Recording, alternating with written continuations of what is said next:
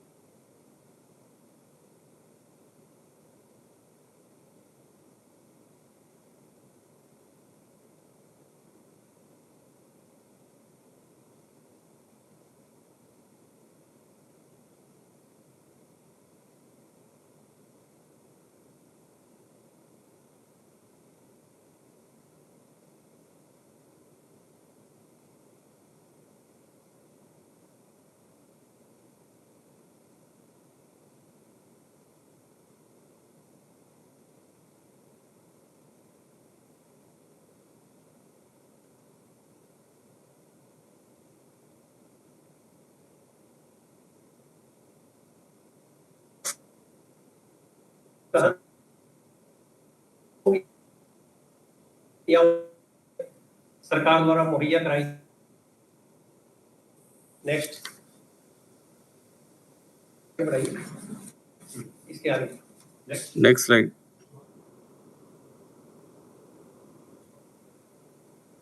Card है जिसके नाते स्पेशली हम हर महीने कहीं ना कहीं, जैसा कि आप देख रहे हैं कि नंबर 1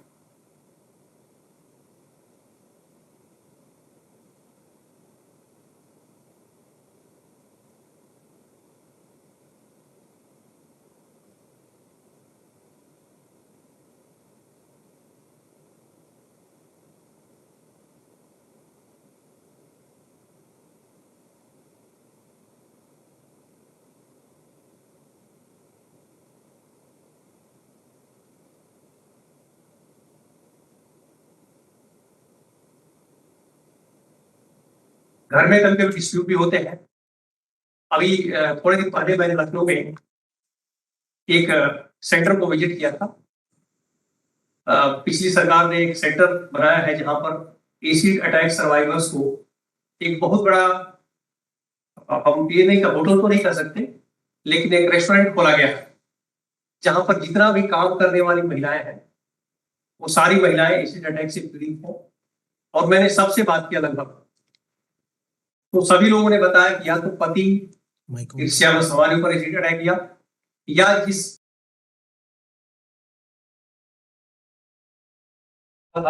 या मेरी फ्रेंडशिप थी वह जो है ईर्ष्यावश जो हमारी शादी हुई तो आकर अटैक किया। लेकिन उससे बड़ा दुखद पहलू मैंने वहां नहीं देखा कि एसिड अटैक तो हो गया, लेकिन उसके बाद जो घर परिवार के लोग हैं वो भी शायद एक स्टेज के बाद जब आपका चेहरा हम ये नहीं कर सकते कि देखने लायक नहीं है, या आपके चेहरे पर इतनी ज्यादा घाव है, उसका ट्रीटमेंट संभव नहीं है, तो लोग घर वाले भी उसको डिस्कार्ड कर देते हैं। उनको सेटल करने के लिए एक बहुत बड़ा सेंटर उत्तर प्रदेश सरकार ने बनाया है, अगर आपको भी मौका मिले तो देखें, जहां पर महिलाएं अपने रोजी रोटी का काम भी कर सकती है और अच्छा जीवन जी रही है। नेक्स्ट, एक क्राइम डाटा हमारे पास है जो एनसीआरबी से हमने उसको कलेक्ट किया है। देख रहे हैं स्लाइड, आगे बढ़िए। 2016 में 283, 2017 में 224, 18 में 228, 19 में 249, 20 में 182 और 21 में 176।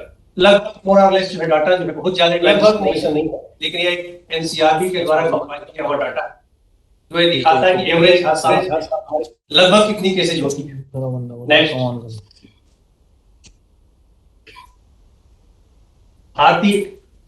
भारत संविधान में बहुत सारी चीजें लिखी हैं, इंडियन पीनल कोड में भी बहुत सारी चीजें लिखी हैं। बहुत सारी चीजों मुख्य एसिड अटैक से वो आप देख सकते हैं section 326A, 326B, section 166B, section 357A, B and C। Next 326A। हालांकि ये स्लाइड लंबी है, लेकिन इसका मुख्य बिंदु ये है कि अगर किसी व्यक्ति के ऊपर, व्यक्ति में सिर्फ किसी महिला के ऊपर एसिड अटैक की केस हो जाती है और उसी के शरीर का कोई भी भाग या तो पार्शली डैमेज है या तो परमानेंटली डिसेबल्ड हो चुकी है, तो उसके लिए सरकार ने इंडियन पीनल कोड में प्रोविजन किया है कि अगर उसको पनिशमेंट मिलता है जिसने एसिड अटैक की केस किया, वो है नॉट लेस देन 10 इयर्स, 10 साल से कम की सजा नहीं मिलेगी, और ये हो सकता है कि उसने लाइफ इम्प्रिजनमेंट भी मिले। यही नहीं, उससे अगर कंपनसेशन के तौर पर कुछ रिकवरी भी होती है, उससे वो पैसा उस महिला को मिलेगा जिसके ऊपर अटैक किया। अगला 326B ओवरऑल लिस्ट यही है, लेकिन इसमें थोड़ा सा है डिस्फिगरमेंट या ग्रेविटी ऑफ द एलिमेंट या ग्रेविटी ऑफ द डैमेज और भी अगर जाते हैं, जैसे रेप को डिवाइड किया रेप, गैंग रेप, तो वैसे ही है इसमें है, अगर ग्रेविटी ज्यादा है it will go up to life imprisonment under 326B। Next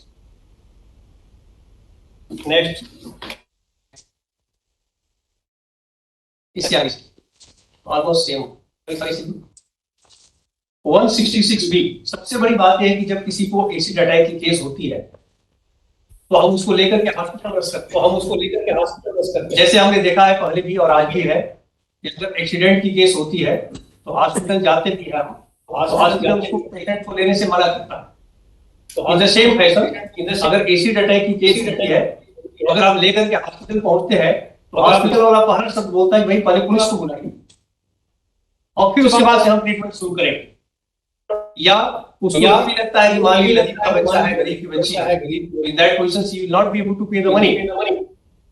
तो इसके नाते सरकार ने ये प्रोविजन किया है 166B में, कोई भी अस्पताल या कोई भी संस्था उसको ट्रीटमेंट देने से मना नहीं कर सकती। ट्रीटमेंट, क्या मेरी बातें क्लियर है? इसके बारे में हमने गृह मंत्रालय ने एक, मैं उसको कोट करना चाहूंगा आपके संज्ञान के लिए, 20 अप्रैल 2015 को हमने एक कॉम्प्रिहेंसिव एडवाइजरी को हर स्टेट को दिया है, हर यूपी को दिया है, जिसके पैरा को दिया है, इसमें लिखा है, उसको मैं पढ़ देना चाहूंगा। No acid attack will be no acid attack victim will be denied treatment by any hospital, public or private, under any pretext and any erring hospital or clinic violating the legislative provisions to be dealt with sternly. अगर कोई ऐसा करता है तो उसके खिलाफ सख्त कानूनी कार्रवाई की जा सकती है।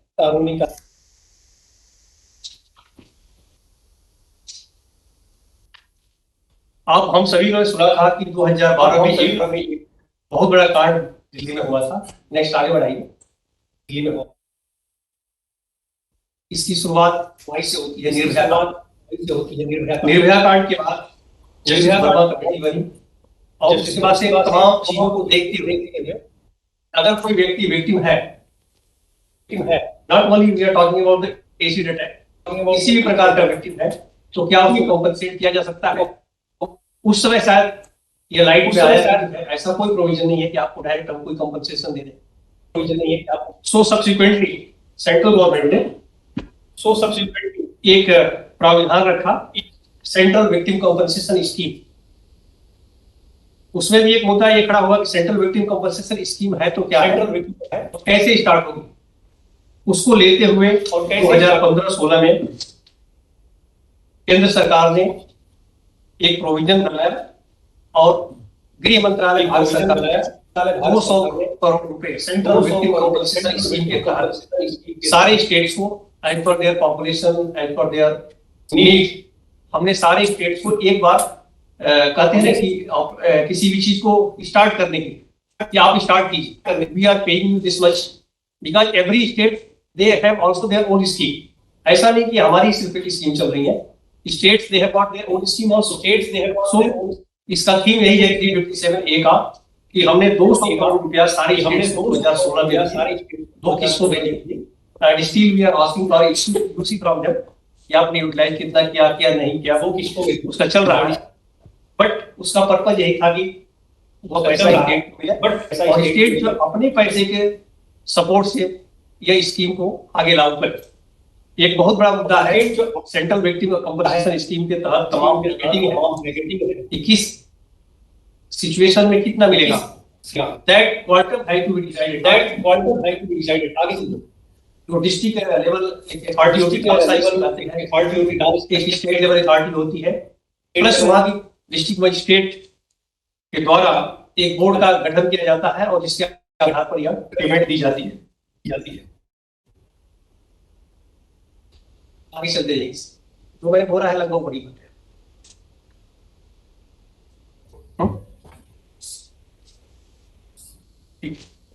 नाउ आप आगे बढ़िए, स्लाइड को आगे बढ़ाइए। नेक्स्ट, यस, जैसा कि आप सभी लोग जानते हैं कि इस बार केंद्र सरकार ने एक प्रोविजन लाया है कि जितने प्री इंडिपेंडेंस एक्ट है उनको हमको री इनेक्ट करना है। उसमें एक एक्ट ये है पॉइजन एक्ट 2019। मैं इसका जिक्र इसलिए करना चाहता हूं कि एक कोर्ट केस हुई थी सुप्रीम कोर्ट में 2006 में, जिसका जजमेंट बाद में सब्सिक्वेंटली 2013 में आया, Lakshmi versus union of India. Exactly यह वही केस है जिसमें एसिड अटैक का मुद्दा खड़ा हुआ और एसिड अटैक के मुद्दा खड़ा होने के बाद से केंद्र सरकार को सुप्रीम कोर्ट ने डायरेक्शन दिया कि आप एसिड अटैक सर्वाइवर्स के लिए एक कॉम्प्रिहेंसिव गाइडलाइन निकालें, जिस गाइडलाइन को हमने 30 अगस्त 2013 को सारे स्टेट्स को और इंस्टीट्यूट्स को आगे चलते जाइए हमने सर्कुलेट किया विद द डायरेक्शन कि आप जो प्रोविजन बनाए हैं, उसका आप इम्प्लीमेंटेशन स्टेट करें ऑन ग्राउंड। और उसी के आधार पर अगर देखा जाए तो ये स्कीम 2012 में हमने जिक्र किया निर्भया कांड का, वो भी इससे कोरिलेट करती है और ये स्कीम सारे स्टेट से बनाए और उसको लागू किया।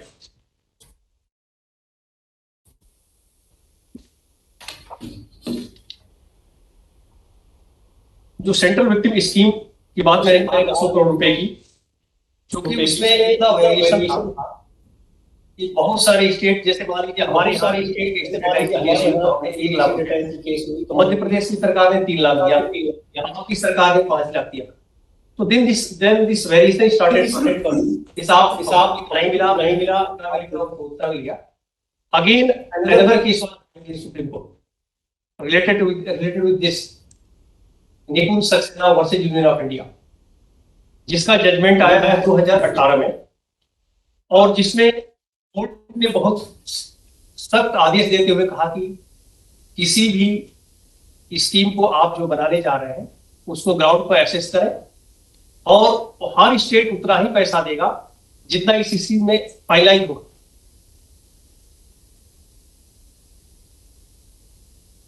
नेक्स्ट स्लाइड आगे कीजिए, और आगे। यस, चूंकि निपुण Saxena versus union of India की केस में, चाहे वो रेप केस हो, गैंग रेप हो, मोलेस्टेशन हो, तमाम चीजें हैं जिसके मतलब कि जिसकी ब्रैकेटिंग बहुत लंबी चौड़ी है, और उसमें 10 लाख रुपए तक का कॉम्पनसेशन का स्कीम है। बट चूंकि हमारा आज का फोकस सिर्फ एसिड अटैक की बात है, तो ये एसिड अटैक के मसले पर आप देखें कि अगर डिसफिगरमेंट का फेस का होता है तो कम से कम किसी भी सरकार को 7 लाख और upper limit 8 lakh, more than 50% disability है 5 लाख और मैक्सिमम 8 लाख, लेस देन 50% है 3 lakh maximum 5 lakh, less than 20% है 3 लाख और 4 लाख। यह हमने सुप्रीम कोर्ट के डायरेक्शन के आधार पर यह फाइनलाइज करके इस इश्यू को हमने सुप्रीम कोर्ट को पेश किया, और सुप्रीम कोर्ट ने इसको स्वीकार करते हुए हमको मतलब गृह मंत्रालय को और WCD को डायरेक्शन दिया कि आप इसको स्टेट्स को सबमिट करें। This scheme stands approved and states are serving on the basis of this bracketing model. इसके सिवा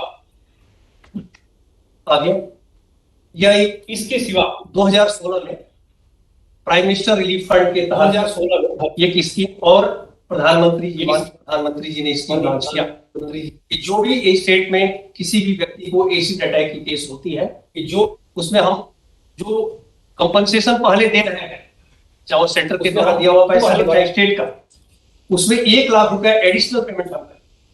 इस स्कीम वाज इम्प्लीमेंट ये 9/11/2016 में इम्प्लीमेंट हुई।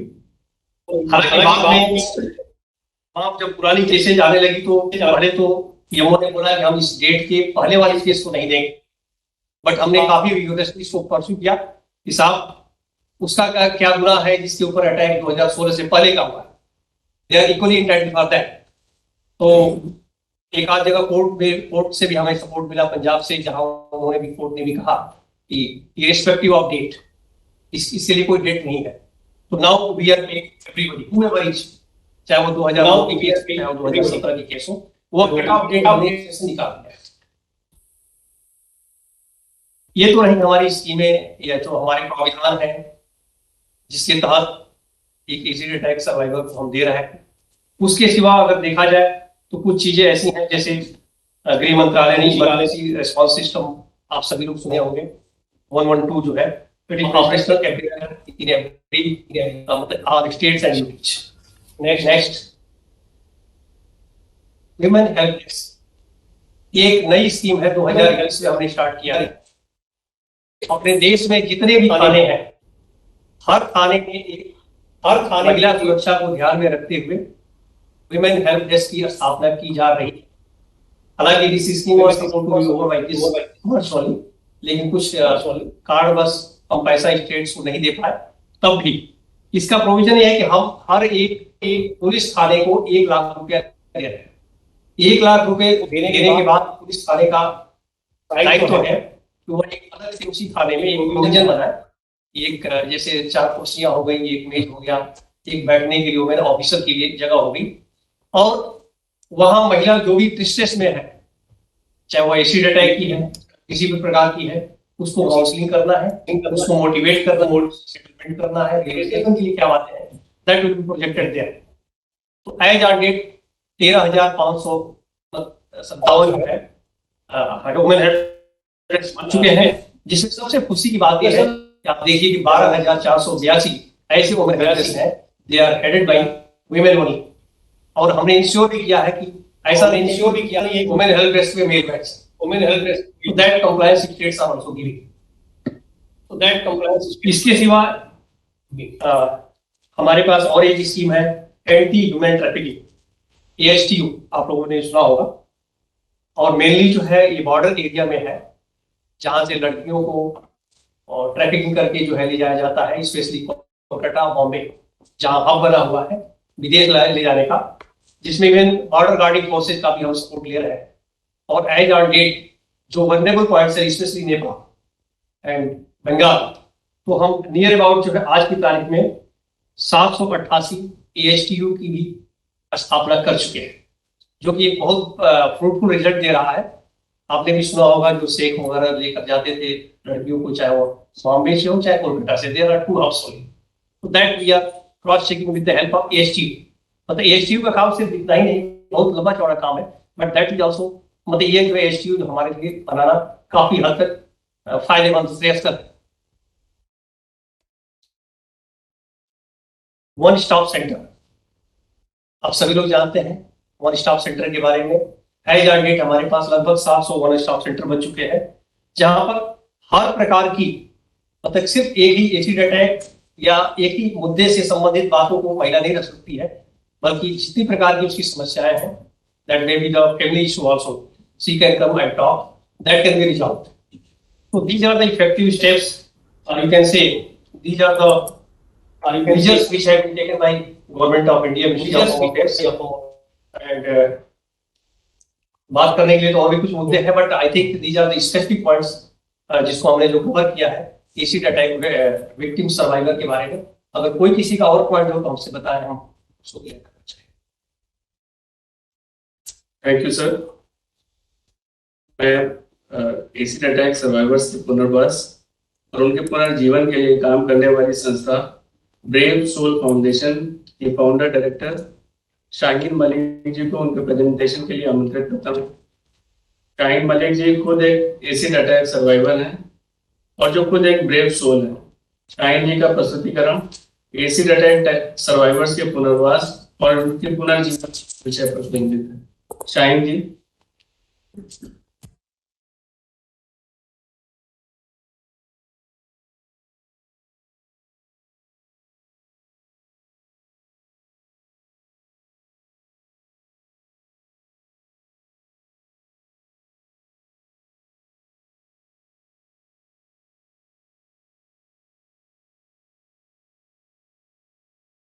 Start your presentation. जी आप मुझे सुन पा रहे हैं?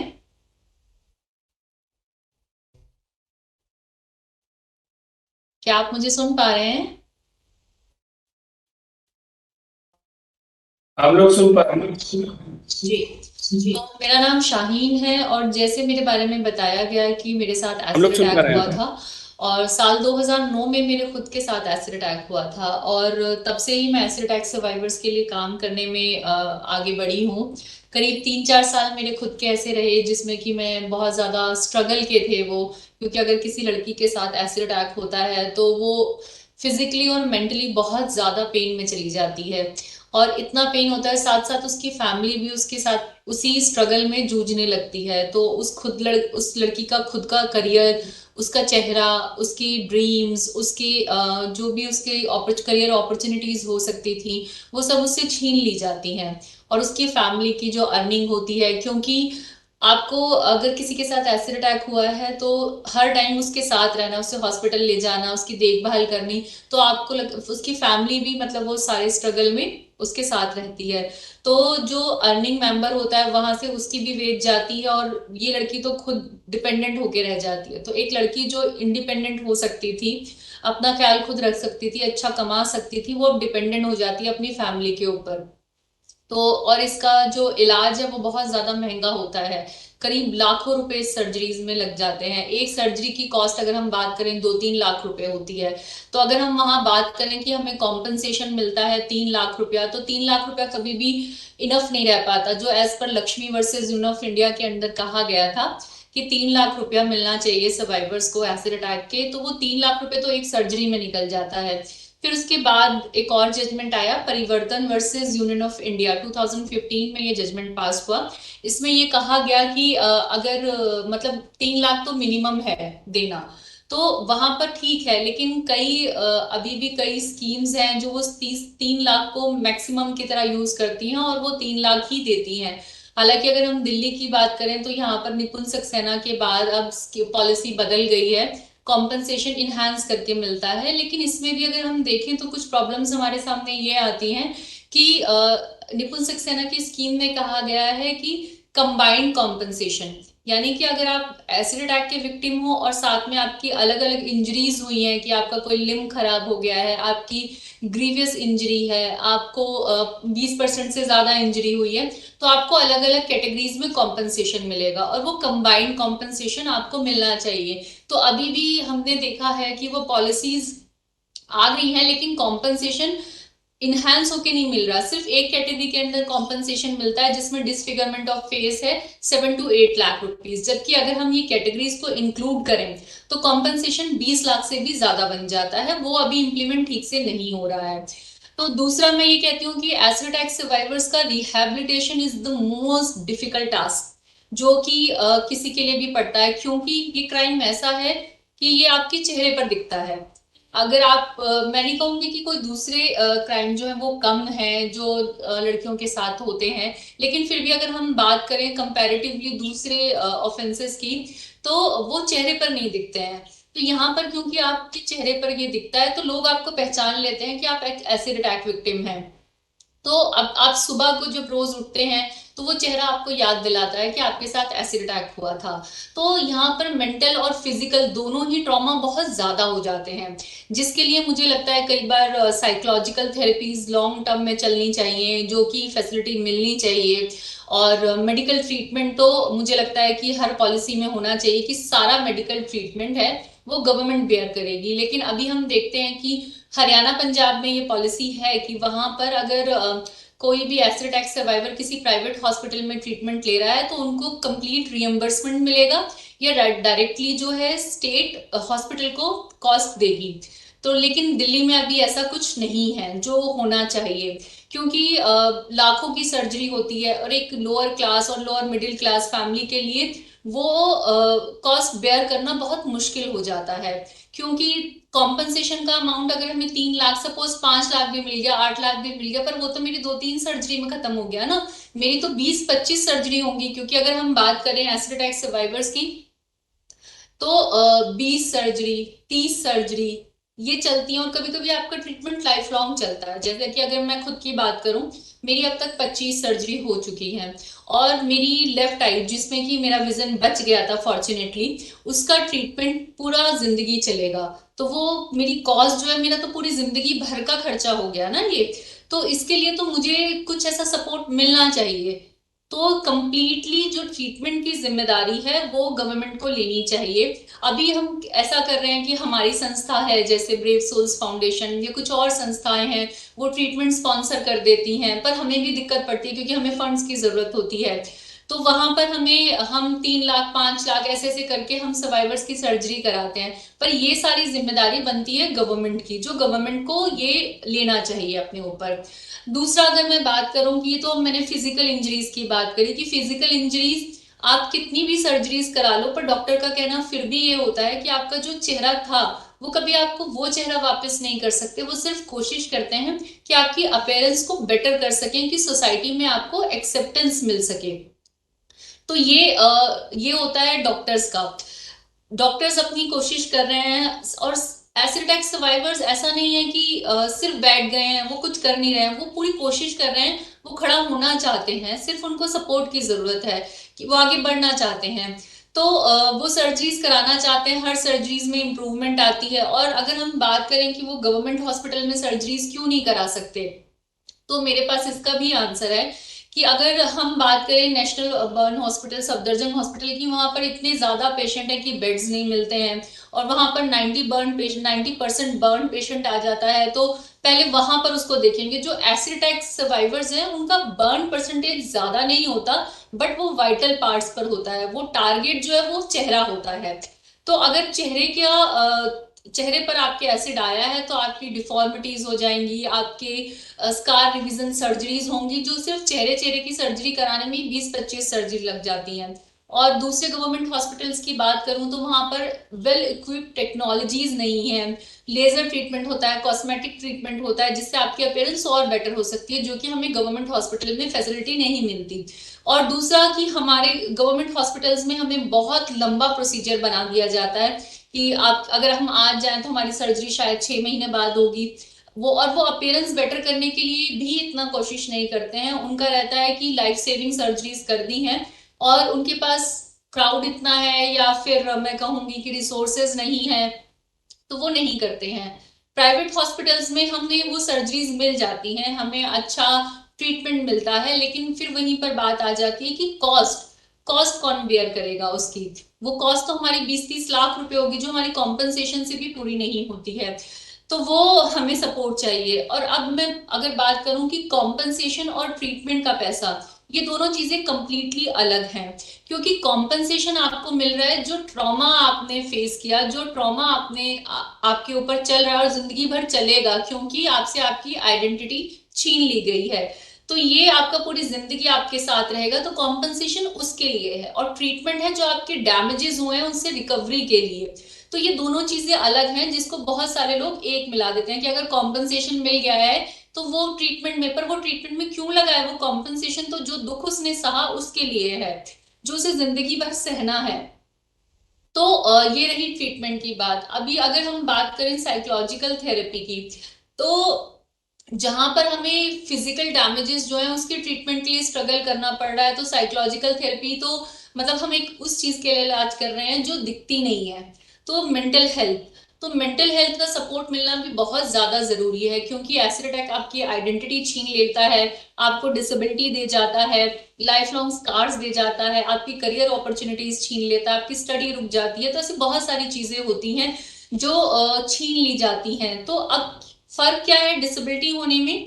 एक जो बाय बर्थ डिसेबल है और एक जो एसिड अटैक के बाद डिसेबल हुआ है, दोनों में फर्क है। बाय बर्थ वो एक्सेप्ट कर लेगा, लेकिन यहाँ एसिड अटैक में आपकी डिसेबिलिटी कर दी गई है, किसी ने आपसे आपकी पहचान छीन ली है क्राइम के थ्रू।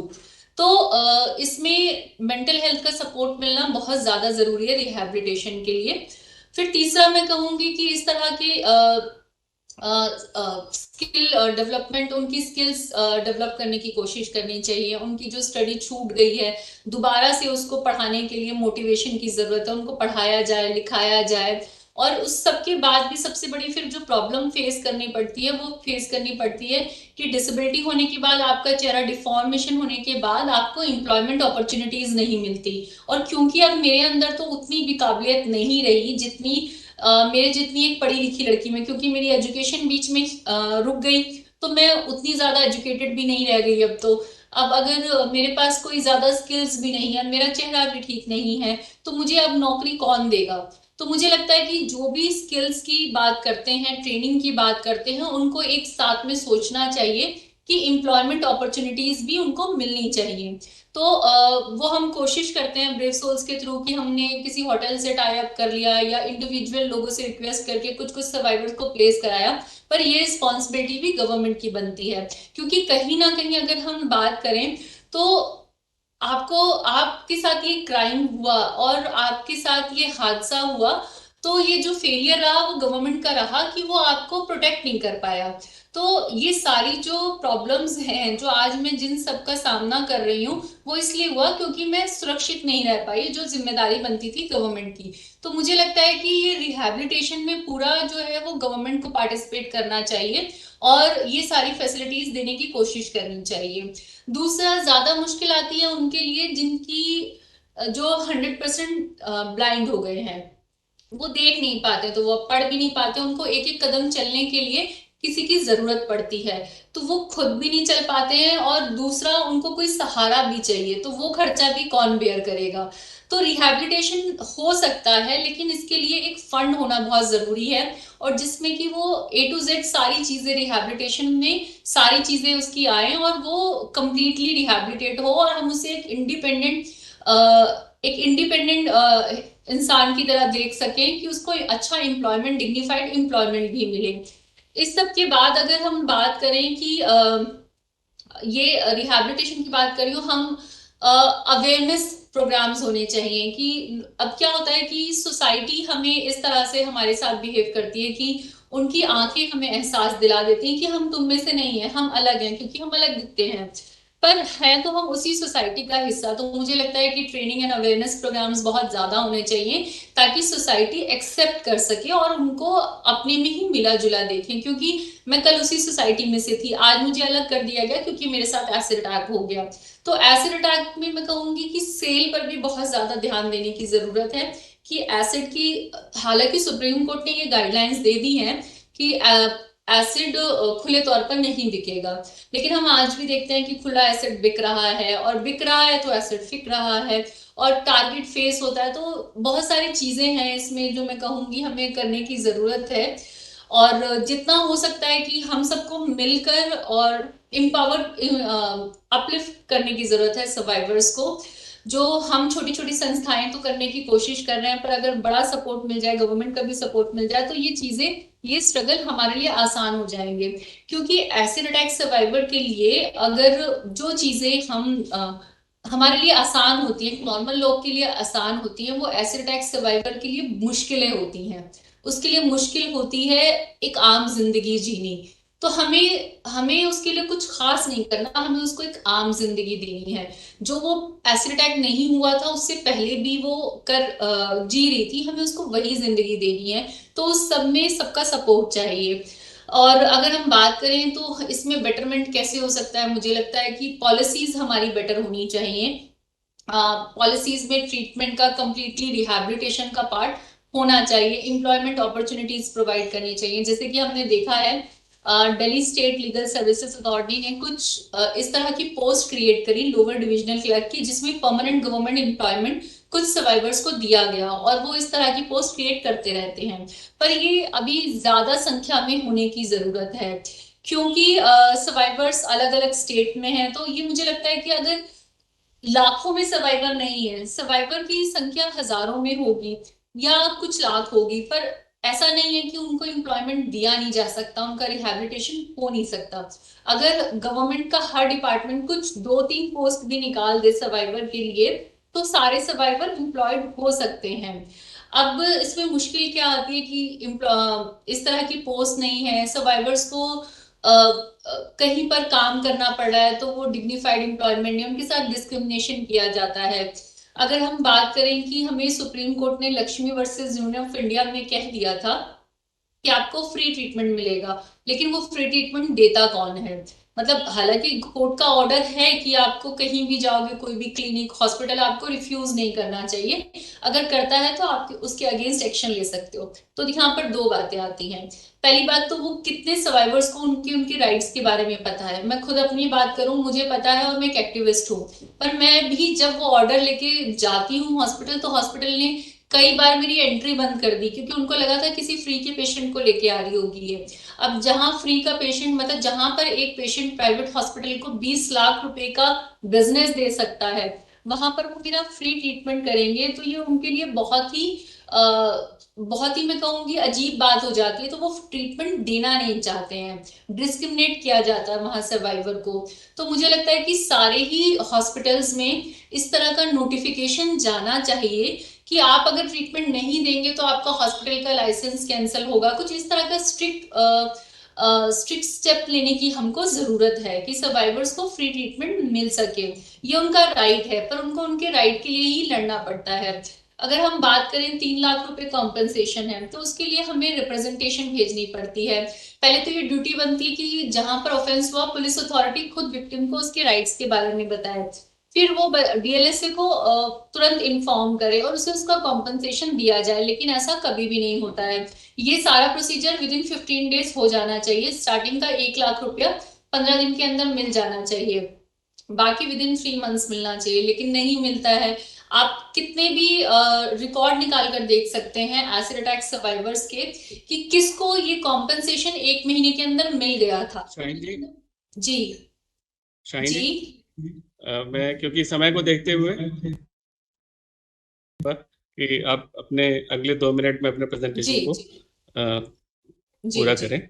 तो ये कॉम्पेंसेशन किसी को भी टाइमली नहीं मिल पाता है। तो बस मेरा कहना यही है कि पॉलिसीज अगर हो जाएं तो बहुत बेटर हो सकता है।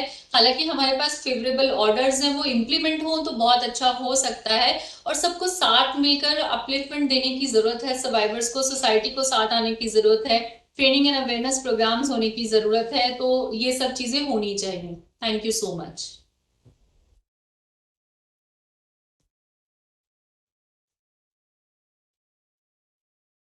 एक एसिड अटैक सर्वाइवर के जीवन पर आधारित फिल्म छपाक से हम सब परिचित हैं। यह film acid attack survivor Lakshmi Agarwal ji के जीवन पर आधारित है, जिन्होंने लक्ष्मी फाउंडेशन की स्थापना की है। अब मैं लक्ष्मी फाउंडेशन की सह संस्थापक को फाउंडर डॉक्टर नवप्रीत कौर जी को आमंत्रित करता हूं उनके प्रेजेंटेशन के लिए। डॉक्टर नवप्रीत का प्रेजेंटेशन विक्टिम से विनर तक की जो चुनौतियां हैं उस पर केंद्रित है। Doctor Navpreet Kaur, Lakshmi foundation. जी, to all the learned members over there, inspector, directors, deputy secretaries from Ministry of Home Affairs, director from NALSA, dignitaries from National Commission for Women, and our braveheart Shaheen, and all the members present over there. A very, very warm good evening to all of you. I would like to share my presentation. I am Dr. Navpreet Kaur from the Lakshmi Foundation. We are working for acid attack victims. So I would like to share my PowerPoint presentation.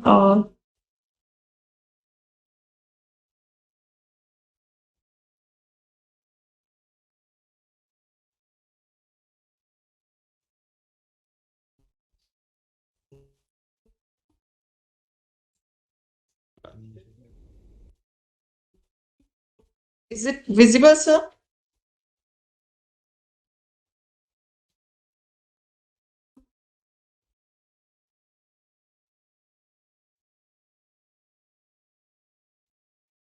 Am I audible to you?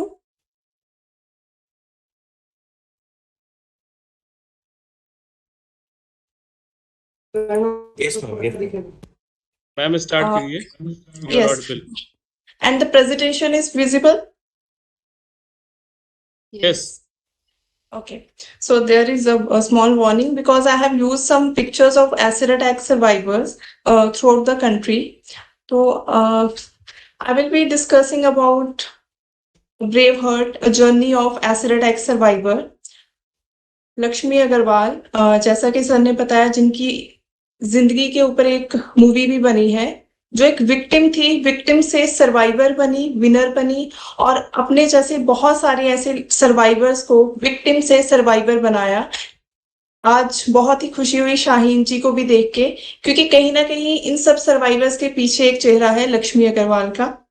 Acid attack के बारे में काफी discussion हो चुकी है, तो मैं थोड़ा सा बताना चाहूंगी कि एक बहुत ही विशियस फॉर्म ऑफ वायलेंस है, जिसमें ज्यादातर एसिड थ्रो किया जाता है, एक क्रॉसिव सब्सटेंस यूज किया जाता है, कोई केमिकल, इनऑर्गेनिकल केमिकल बॉडी पार्ट पे फेंका जाता है। ज्यादातर टारगेट चेहरा रहता है, चेहरा इसलिए कि खूबसूरती बिगाड़ सके।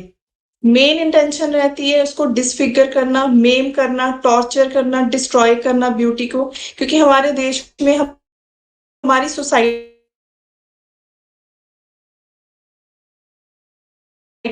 एशियन सोसाइटी में इसलिए चेहरा टारगेट रहता है। And very rarely to kill, बहुत कम ही ऐसे केसेस होते हैं एसिड अटैक में जिसमें किसी की डेथ हो जाती है।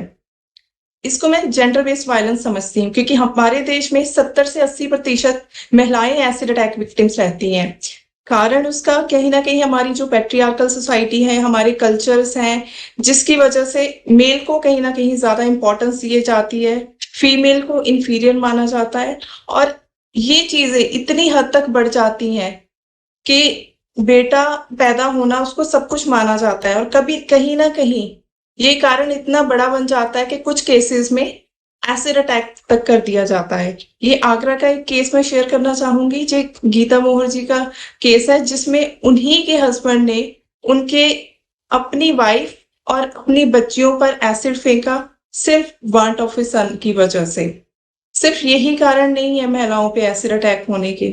Rejection of love, indecent proposal, Lakshmi एक 15 साल की लड़की थी जो पढ़ना चाहती थी, कुछ करना चाहती थी। She was just a school student. 15 साल का बच्चा सिर्फ स्कूल में जाता है, उसको क्या समझ होती है शादी क्या है, प्यार क्या है, इन सब चीजों की। 32 साल का इंसान उसको प्रपोज करता है शादी के लिए, जब वो मना करती है तो उसके ऊपर एसिड अटैक हो जाता है। बस यही कारण नहीं है, मेल ईगो जो हर्ट होती है, कहीं ना कहीं हमारे सोसाइटी में लड़कों की परवरिश इस तरीके से की जाती है कि जो उसमें ईगो आ जाती है, I am superior than women. Preeti Rathi का केस बहुत लोग समझते होंगे, जानते होंगे, मुंबई का केस है, जिसमें क्योंकि प्रीति राठी को जॉब मिल गई तो एक उनका पड़ोसी था अंकुर पंवर, उनसे ये बर्दाश्त नहीं हुआ कि लड़की को जॉब मिल गई। उनके पेरेंट्स ने उनको ताना मारा, सिर्फ इस ताने की वजह से कि लड़की को जॉब मिल गई, तुम निकम्मे बैठे हो। इन्होंने प्रीति राठी के ऊपर एसिड अटैक कर दिया जब वो जॉब ज्वाइन करने जा रही थी। एसिड अटैक के within 2-3 months she died, she is come to injuries. आजकल जैसे मिनिस्ट्री ऑफ होम अफेयर्स के रिप्रेजेंटेटिव सर ने भी कहा था, हमारे प्रीवियस स्पीकर्स ने, कि डोमेस्टिक वायलेंस की वजह से केसेस बहुत बढ़ रहे हैं। रिसेंट आज ये 2022 और 2023 में स्पेसिफिकली ऐसे केसेस ज्यादा हैं जिसमें हस्बैंड ने अपनी वाइफ के ऊपर शक की वजह से या डोमेस्टिक वायलेंस की वजह से या डिवोर्स लेने के लिए या एक और अपना जो मैट्रिमोनियल एक्स्ट्रा मैरिटल अफेयर, उन रीजंस की वजह से भी एसिड अटैक हुए हैं। तो ये ज्यादातर फीमेल्स को टारगेट करते हैं। प्रॉपर्टी इश्यूज भी हैं, डॉरी के इश्यूज भी हैं। हमारी जो मीडिया है कहीं ना कहीं वुमेन को as an object of entertainment portray करती है, और हम जो कहीं ना कहीं फीमेल्स को फेरी टेल सुना के कि फीमेल्स पुअर ऑप्रेसिव हैं, कोई प्रिंस आएगा उनको बचा के लेके जाएगा, such kind of things effects the mentality of male and female both, जहां पे एक डिफरेंस क्रिएट हो जाता है जिनकी वजह से ऐसे केसेस होते हैं फीमेल्स पे। लेकिन मैं कहूंगी no one is immune. Females पर एसिड अटैक होते हैं अगर 70 से 80%, तो 20 से 30% मेल पर भी एसिड अटैक हो रहा है आज के समय में। और ये बहुत ऐसे मेल्स हैं जिनकी लाइफ टोटली खत्म हो जाती है। फीमेल की अगर ब्यूटी इंपॉर्टेंट है, मेल की इनकम, सोर्स ऑफ इनकम उनकी जो भी है वो सब इंपॉर्टेंट है, तो वहां पे जहां पे यंग एज में एसिड अटैक हो जाता है किसी लड़के पर तो उसकी लाइफ स्टॉप हो जाती है। जैसे शाहीन जी ने कहा, इट इफेक्ट्स इकोनॉमिकली। उसके बाद लाइफ जीना is very difficult because a person become dependent on the others. Family members पे टोटली डिपेंडेंट हो जाते हैं। ज्यादातर सल्फ्यूरिक एसिड, नाइट्रिक एसिड या सोडियम हाइड्रोक्साइड यूज किया जाता है। Sulphuric acid majority of cases में यूज किया जाता है। विट्रियोलेज कहा जाता है एसिड अटैक्स को। क्यों कहा जाता है? क्योंकि ये oil of vitriol, sulphuric acid जो है वो थ्रो किया जाता है ज्यादातर। फॉरेंसिक में भी इन चीजों का मतलब ज्यादा मैटर करता है कि केसेस में ये पाया गया है कि सल्फ्यूरिक एसिड जो गंधक का एसिड है वो ज्यादातर यूज किया जाता है, and it is very cheaply easily available in our country. 30 से 50 रुपए में ये अवेलेबल होता है। It is known as weapon of poor, तभी इसको पुअर का एक वेपन माना जाता है। एसिड अटैक के बाद सिर्फ फिजिकल इफेक्ट नहीं होता है, साइकोलॉजिकल, इकोनॉमिक, सोशल, हर तरीके से एक विक्टिम और उसकी फैमिली इफेक्ट करती है और उसको एक परपेचुअल स्ट्रगल करनी पड़ती है, लाइफ टाइम स्ट्रगल। ये नहीं है कि फीवर के जैसे आप 1-2 दिन में ठीक हो गए। आपका अगर लेग फ्रैक्चर हो गई, आपको डॉक्टर बता देगा 1-2 महीने में ठीक हो सकते हैं, लेकिन सच केसेस में it is lifelong kind of imprisonment for a victim. You can see this picture, specific physical effects. अगर इस बच्चे ने रेड ड्रेस नहीं पहनी होती तो आप इसको पहचान भी नहीं पाते कि ये एक लड़की है। You can see the skull is deformed. जो नेक एरिया है, बॉडी पार्ट है, वो जुड़ चुका है। Blindness in one eye. This child cannot eat properly. Ears are shrivelled, blindness भी होती है, डेफनेस भी होती है, जो सल्फ्यूरिक एसिड किसी बॉडी पार्ट को टच करता है वो बॉडी पार्ट श्रिंक हो जाता है, बैडली डिस्ट्रॉय हो जाता है, स्कार्ड हो जाता है एंड इवन बोन्स तक मेल्ट हो जाती है। कैन यू इमेजिन, एक ऐसा एसिड है जो बोन्स भी मेल्ट कर देती है। आप यहां से यहां तक जो बोन्स है पर्सन की वो नहीं है। So you can see, you can understand कि ये कितना ग्रीवियस, कितना विशियस फॉर्म ऑफ वायलेंस है एक इंसान के लिए। मैंने पहले भी बताया कि टारगेट फेस रहता है, इंजरी करना रहता है, डिस्फिगर डिफॉर्म करना रहता है। तो मोर्टेलिटी रेट हमारे देश में 2 से 8% है मुश्किल से, मतलब कि डेथ रेट है बहुत कम है। इस केस में आप बच्चे का चेहरा भी नहीं पहचान पाएंगे कि ये सेम लड़की है। उसकी शादी के दिन उसके ऊपर एसिड अटैक किया गया एंड शी डाइड। हमारे देश में जो कानून है एसिड अटैक के, मैं इनको 2 पार्ट्स में डिस्कस करना चाहूंगी। ऑलरेडी ये डिस्कस हो चुके हैं, लेकिन थोड़ा सा मैं डिटेल इसमें और बताना चाहूंगी, क्योंकि लक्ष्मी की लाइफ की वजह से हमारे देश में लॉज बहुत चेंज हुए हैं एसिड अटैक के रिगार्डिंग।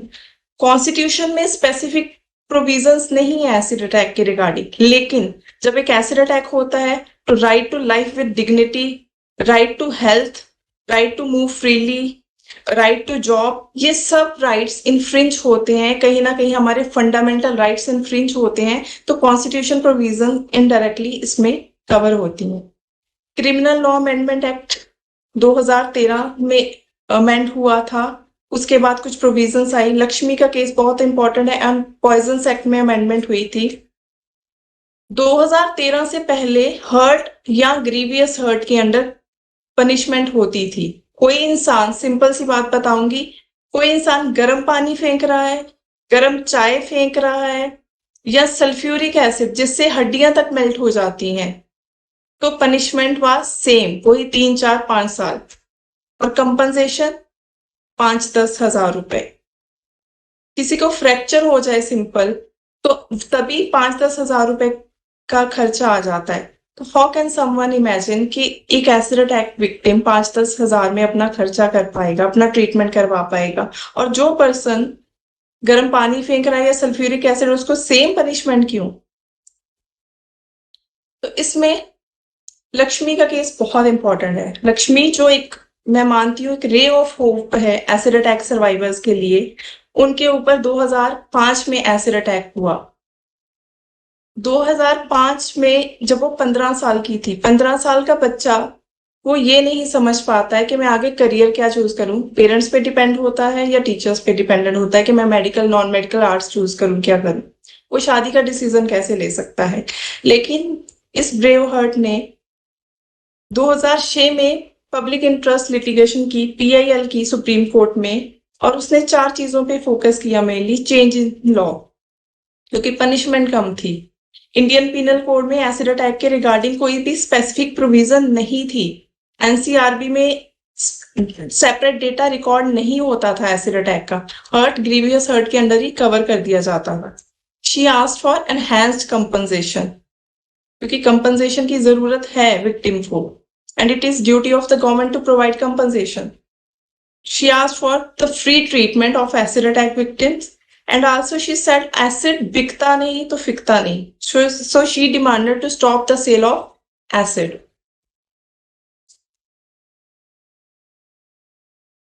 तो लक्ष्मी के केस में रिसर्च की बहुत इंपॉर्टेंस है, बिकॉज लॉ कमीशन को उसने एरे किया respondent number 2। Respondent number 2 law commission ने कहा कि पिटीशन हमसे प्रे नहीं की जाती, लेकिन understanding the gravity of offence of acid attack, उन्होंने कहा हम इस मैटर को देखेंगे, और उन्होंने एक प्रॉपर रिसर्च की। उस रिसर्च के अकॉर्डिंगली उन्होंने एक रिपोर्ट सबमिट की, inclusion of acid attacks as specific offences in Indian penal code and a law for compensation for victims of crime.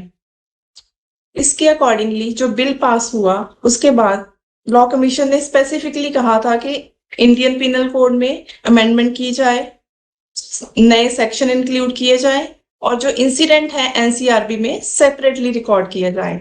Accordingly अब हमारे पास सेक्शन 326A है और सेक्शन 326B है।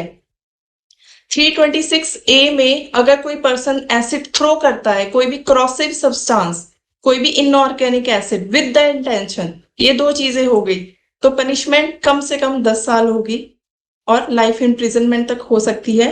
प्रीति राठी का केस यहाँ मेंशन करना चाहूंगी। उस केस में, क्योंकि ये मर्डर का केस भी था, एसिड अटैक का केस भी था, वहां पे लोअर कोर्ट ने पहले डेथ पेनल्टी दी थी, लेकिन वो बाद में रिवर्स हो गई थी। लेकिन मुझे लगता है जिन केसेस में मर्डर हुआ है या जिसमें ब्लाइंडनेस हुई है या मेजर डिसेबिलिटी आई है, सच केसेस को भी rarest of the rarest cases मान के डेथ पेनल्टी देनी चाहिए। Further, attempt to throw acid attack is also punishable now. इसमें एक फाइन भी प्रिस्क्राइब किया गया है और वो फाइन एसिड अटैक सर्वाइवर के ट्रीटमेंट में यूटिलाइज किया जाता है। अगर कोई रिपोर्ट नहीं करता है पुलिस ऑफिशियल, उसमें उनके अगेंस्ट कार्रवाई होती है, उनको भी, पुलिस ऑफिशियल को, क्योंकि उन्होंने ड्यूटी नहीं की एज ए पब्लिक सर्वेंट, तो उनको भी पनिशमेंट मिलती है। और हमारे देश में एट प्रेजेंट मेरी नॉलेज में 6 ऐसे केस आ चुके हैं जिसमें टाइमली FIR लॉन्च नहीं की गई। ट्रीटमेंट के रिगार्डिंग हॉस्पिटल्स को ये डायरेक्शंस हैं कि कोई भी पब्लिक या प्राइवेट हॉस्पिटल ट्रीटमेंट डिनाई नहीं कर सकता। होता ये है, जब भी कोई एसिड अटैक का केस होता है, मोस्टली पुलिस वहां पहुंचती है और वो नियरेस्ट हॉस्पिटल में लेके जाती है विक्टिम को। वहां पे कोई भी hospital first aid treatment deny नहीं कर सकता, फर्स्ट एड प्रोवाइड करनी ही पड़ेगी। इन केस वहां पे बर्न स्पेशलिस्ट वार्ड नहीं है, बर्न ट्रीटमेंट नहीं प्रोवाइड किया जा सकता, फिर भी उनको फर्स्ट एड ट्रीटमेंट प्रोवाइड करना पड़ेगा। उसके बाद वो अपनी एम्बुलेंस के से दूसरी जगह भेज सकते हैं। कंपनसेशन की बात करें, अब लक्ष्मी के केस के बाद लॉज चेंज हो गए, इम्प्लीमेंट स्ट्रिक्ट पनिशमेंट हो गई। कंपनसेशन की बात करें तो सुप्रीम कोर्ट ने Lakshmi versus union of India में कहा कि 3 lakh compensation should be provided to acid attack victim. अब विक्टिम कंपनसेशन स्कीम बनी हुई है हर स्टेट में, सेंटर की विक्टिम कंपनसेशन स्कीम है, हर स्टेट में एट प्रेजेंट सब यूटीज ने विक्टिम कंपनसेशन स्कीम बना रखी है, जिसके अकॉर्डिंगली कंपनसेशन प्रोवाइड किया जाता है एसिड अटैक सर्वाइवर्स को। इसमें जो डेवलपमेंट हुई है कंपनसेशन के रिगार्डिंग, लक्ष्मी के केस के बाद ज्यादातर सारी कोर्ट्स ने 3 लाख कंपनसेशन अवार्ड करना शुरू कर दिया, लेकिन परिवर्तन केंद्र में स्पेसिफिकली कोर्ट ने ये मेंशन किया, considering the plight of and needs of acid attack victims, compensation enhance होना चाहिए। और लेटर ऑन 2018 में निपुण सक्सेना की स्कीम केस में NALSA victim compensation scheme approve की गई। ये स्कीम परसेंटेज ऑफ बर्न्स के अकॉर्डिंगली कंपनसेशन देती है, बट यहाँ पे एक दिक्कत आती है, जहां पे स्टेट और नालसा विक्टिम कंपनसेशन स्कीम की बात होती है, मोस्टली स्टेट्स कम कंपनसेशन दे रही है और जो इमीडिएट रिलीज होना चाहिए कंपनसेशन का, कहीं ना कहीं वो नहीं हो पा रहा है। अगर मैं डेटा की बात करूं, हमारे देश में वेस्ट बंगाल और उत्तर प्रदेश में बहुत ज्यादा एसिड अटैक्स हुए।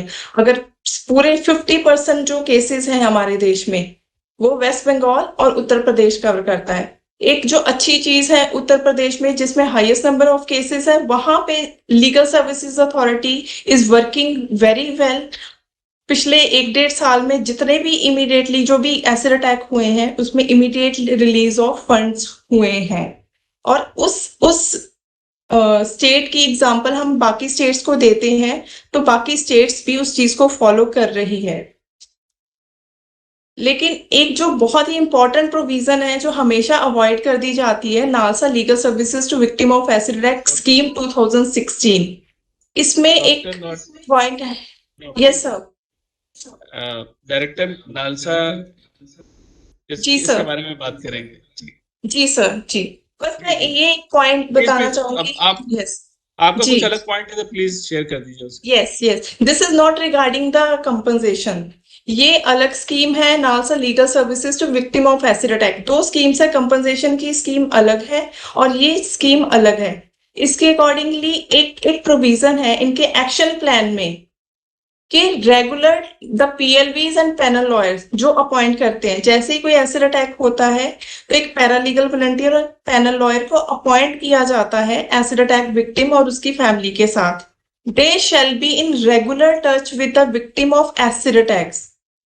रेगुलर टच मतलब ये नहीं कि उनको एक बार हॉस्पिटल में एडमिट करवा दिया या एक बार उनका केस फाइल कर दिया या फिर उनको एक बार कंपनसेशन प्रोवाइड कर दिया। सिर्फ यहाँ पे मैं ये पॉइंट करना चाहूंगी कि रेगुलर टच में रहना मतलब उनको रेगुलरली आप कांटेक्ट में रहना जरूरी है, क्योंकि एसिड अटैक विक्टिम्स को 1 साल नहीं 2 साल नहीं कम से कम 8-10 साल सपोर्ट की जरूरत रहती है, चाहे वो मेडिकल हेल्प हो या रिहैबिलिटेशन हो या कोई भी अदर चीजें हो। Regarding the rules of acid sale, Lakshmi ने कहा था एसिड बिकता नहीं तो फिकता नहीं। Although acid sale of acid is not prohibited now but it is regulated. Regulation में बहुत सारी इंपॉर्टेंट प्रोविजंस हैं। ये समझना बहुत जरूरी है कि कोई भी जो माइनर पर्सन है वो एसिड नहीं खरीद सकता है। कोई भी मेजर पर्सन जो 18 से ऊपर है वो अपनी फोटो आईडी दिखा के रीजन बता के तो ही एसिड खरीद सकता है, और जो सब डिविजनल मैजिस्ट्रेट है वो शॉप पे सब स्टॉक को चेक करेगा। कौन एसिड सेल कर सकता है? जो पर्सन जिसके पास लाइसेंस है as per the poisons act. Same rules regulations educational institutions पे अप्लाई होते हैं कि वहां पे एक पर्सन को अपॉइंट किया जाएगा जो एसिड को स्टोरेज को सब सुपरवाइज करेगा, और इन चीजों को कोई अगर इन्फ्रिंज करता है तो एससीएम में impose fine of up to 50,000, जो मेरे मुताबिक बहुत कम है, क्योंकि एसिड जो है किसी की लाइफ बिल्कुल बर्बाद कर देता है। जहां पे एक पर्सन एसिड की जो सेल कर रहा है without following the regulatory provision, उसको भी उतनी ही पनिशमेंट होनी चाहिए जितना कि परपेचुएटर को होती है। हमने कुछ शॉप्स पे जाके एसिड खरीदने की कोशिश की and they provided us easily. मैं एक शॉप पे गई, उन्होंने मुझसे मेरी आईडी प्रूफ भी नहीं मांगा, कुछ नहीं पूछा। तो हमने बाद में उनसे पूछा कि आप एसिड इस तरीके से क्यों सेल कर रहे हैं, तो they said we are not aware of these guidelines.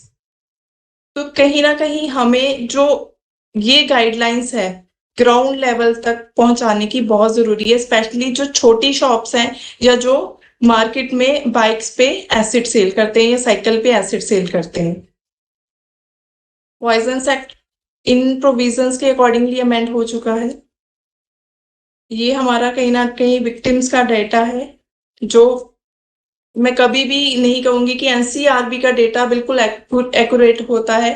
इस चीज को मैं नहीं सहमत होती, क्योंकि there is issue of unreported cases in our country. बहुत सारी फैमिली सपोर्ट नहीं करती है बिकॉज ऑफ विक्टिम ब्लेमिंग, कि लड़की की ही गलती होगी, लोग ऐसा कहेंगे वैसा कहेंगे। उस वजह से जब एफआईआर फाइल नहीं होती अनरिपोर्टेड केसेस की वजह से, बहुत सारे ऐसे एसिड अटैक के केसेस छुप जाते हैं, वो एनसीआरबी के डेटा में पहुंचते ही नहीं है।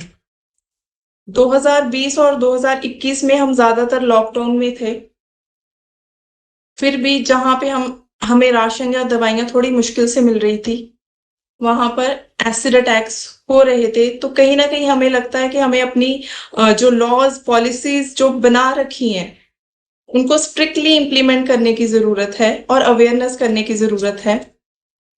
जो अनकॉन्शियस बायसनेस होता है मेल और फीमेल में, इनइक्वालिटी होती है, we need to eliminate that. Education sensitisation बहुत जरूरी है। एक हायर लेवल पे तो जरूरी है, लेकिन ग्राउंड लेवल पे विलेजेस में हर जगह पे बहुत जरूरी है। हम ऑनलाइन वेबिनार करते हैं। मैं डिपार्टमेंट ऑफ जस्टिस को इस इनिशिएटिव को बहुत अप्रिशिएट करती हूँ कि हर साल वो इस तरीके का कुछ ना कुछ समय बाद अवेयरनेस क्रिएट करते हैं वेबिनार के थ्रू। ऑफलाइन भी करते हैं, लेकिन उन नंबर्स को इंक्रीज करने, अवेयरनेस प्रोग्राम को इंक्रीज करने की जरूरत है। हम स्कूल्स में कॉलेजेस में बच्चों को सेंसिटाइज करते हैं, लेकिन हम केयर गिवर्स को सेंसिटाइज करना भूल जाते हैं कि अपने बच्चों को इक्वालिटी आप दे रहे हैं, क्या पेरेंट्स इक्वली ट्रीट कर रहे हैं एक दूसरे को, क्योंकि बच्चे की परवरिश पेरेंट्स से होती है। जैसा पेरेंट्स एक्ट करेंगे उसी तरीके से बच्चे उसको फॉलो करेंगे। Strict implementation of laws are required and think like a pro victim. अभी डायरेक्टर नालसा सर हैं यहाँ पे, और भी बहुत सारे डिग्निटरीज हैं। मैं रिक्वेस्ट करूंगी कोई भी जुडिशियल ऑफिसर है या कोई भी पुलिस ऑफिशियल है, डॉक्टर्स हैं या कोई भी स्टेक होल्डर्स है, आपके पास कोई भी एसिड अटैक विक्टिम आता है तो please think like a pro victim, कि आप अगर एसिड अटैक विक्टिम की जगह पर होते तो आप किस तरह के तरीके से सोचते कि मुझे कैसे जस्टिस मिलेगा। क्या हम कंपनसेशन को डिले करें? क्यों हम कम कंपनसेशन दें? क्यों हमें किसी और के कहने की जरूरत पड़े? जब हम जजमेंट दे रहे हैं या ट्रीटमेंट दे रहे हैं, think like a pro victim. Research का मैं मानती हूँ बहुत इंपॉर्टेंट रोल है to rebuilding the lifes of any victim और एनी पर्सन। जैसे लॉ कमीशन ने एक प्रॉपर रिसर्च करके रिपोर्ट सबमिट की, it affected the laws, it changed the laws. While I was pursuing my research on acid attack, I met many acid attack survivors, and also I met Lakshmi. उस research के बाद I thought of rebuilding the lives of acid attack victim, क्योंकि मेरे लिए एक PhD complete करना या research complete करना कम जरूरी हो गया था, मेरे लिए ज्यादा जरूरी हो गया था इन लोगों की लाइफ को रीबिल्ड करना। तो मैंने और लक्ष्मी ने एक ऑर्गेनाइजेशन बनाई है, the Lakshmi foundation. We are working for the ban of sale of acid, we are creating awareness regarding the same. हम इंडिया में भी सपोर्ट करते हैं एसिड अटैक सर्वाइवर को, नेपाल में भी सपोर्ट करते हैं। We are providing them with free legal aid, counselling हम प्रोवाइड करते हैं। हमारे बहुत सारे डिपार्टमेंट, जो गवर्नमेंट डिपार्टमेंट की बहुत अच्छी बात है, वो काउंसलिंग पे बहुत वर्क करना स्टार्ट कर दिए हैं आप। लेकिन काउंसलिंग का मतलब होता है कॉन्टिन्यूअस प्रोसेस। अगर हम एक बार किसी इंसान को, एक विक्टिम को अपने पास बुला के प्यार से बात कर लें, उसको काउंसलिंग नहीं करते हैं, तो कुछ चीजों में कॉन्टिन्यूटी लाना बहुत जरूरी है। हमने शेल्टर होम बनाया है दिल्ली में एसिड अटैक सर्वाइवर्स के लिए। रीजन बीइंग, बहुत सारे सर्वाइवर्स दिल्ली आते हैं ट्रीटमेंट करवाने के लिए, जैसे सफदरजंग में या एम्स में। अगर सर्वाइवर का ट्रीटमेंट में खर्चा गवर्नमेंट दे, उसके बाद फैमिली कहाँ पे रहे? प्री ट्रीटमेंट, पोस्ट ट्रीटमेंट उनको रहने के लिए जगह चाहिए होती है। तो एक तरीके से हमने वन स्टॉप सेंटर टाइप बनाया है दिल्ली में, जहाँ पे हम उनको legal aid, counselling facilities, recreational activities, learning facilities और रिहैबिलिटेशन पे काम करते हैं। उनके प्री ट्रीटमेंट और पोस्ट ट्रीटमेंट पे काम कर रहे हैं हम लोग।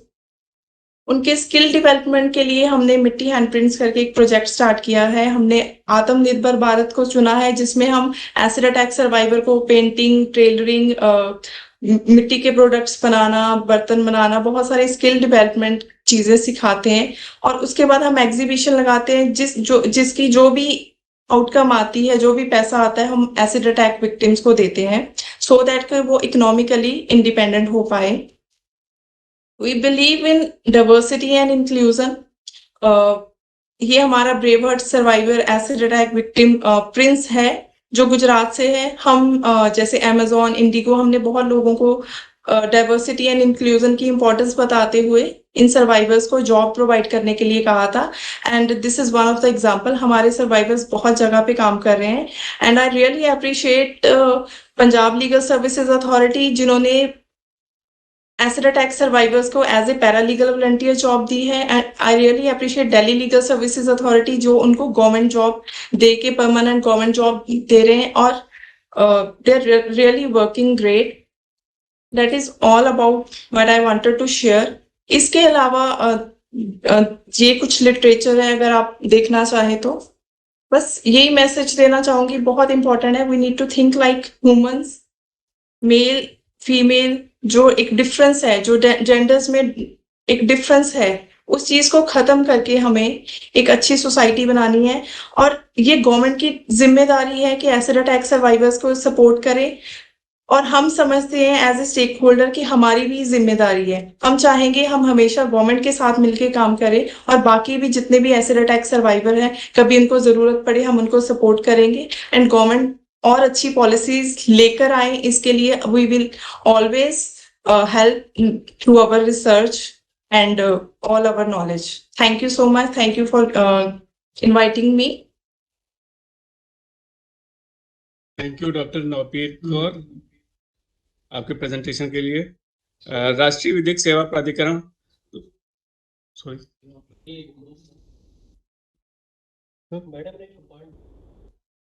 हाँ सर जी।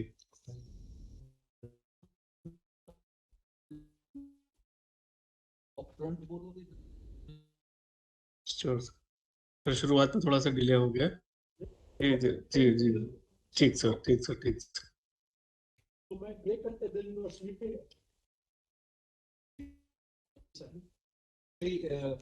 हो गया शेयर। पनिशमेंट दोनों को एड्रेस करते हुए गृह मंत्रालय जो पॉइजन एक्ट 1990 उसको हम रिकनेक्ट हमारी ड्राफ्ट कैबिनेट नोट जो है सप्रेशन में उसमें हम दोनों पॉइंट को एड्रेस करते हैं। पनिशमेंट, क्वांटम ऑफ पनिशमेंट, अगर कोई सेल करता है इसी और बिना लाइसेंस के कर रहा है या इग्नोरेंस में कर रहा है तो उसको इंटेंस कर रहे हैं, इम्प्रिजनमेंट भी कर रहे हैं।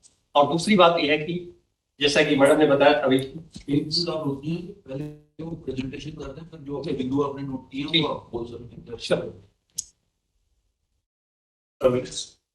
राष्ट्रीय विधिक सेवा प्राधिकरण द्वारा देश में NALSA legal services to victims of acid attack scheme 2016 implement की जा रही है। इस संदर्भ में मैं नालसा के डायरेक्टर यूजन जी को उनके प्रस्तुतिकरण के लिए आमंत्रित करता हूँ। 10 मिनट का सर आप जी। A very good evening to Honorable Special Secretary who is chairing the session, the Joint Secretary, Director Access to Justice, and a very good evening to all the participants who have joined this webinar. I would be deliberating on the NALSA Victim Compensation Scheme for acid attack survivors. ज़्यादातर मुझसे पहले वाले participants ने काफ़ी सारे जो aspects हैं acid attack survivors के लिए, विक्टिम्स के लिए, उनको टच कर लिया है।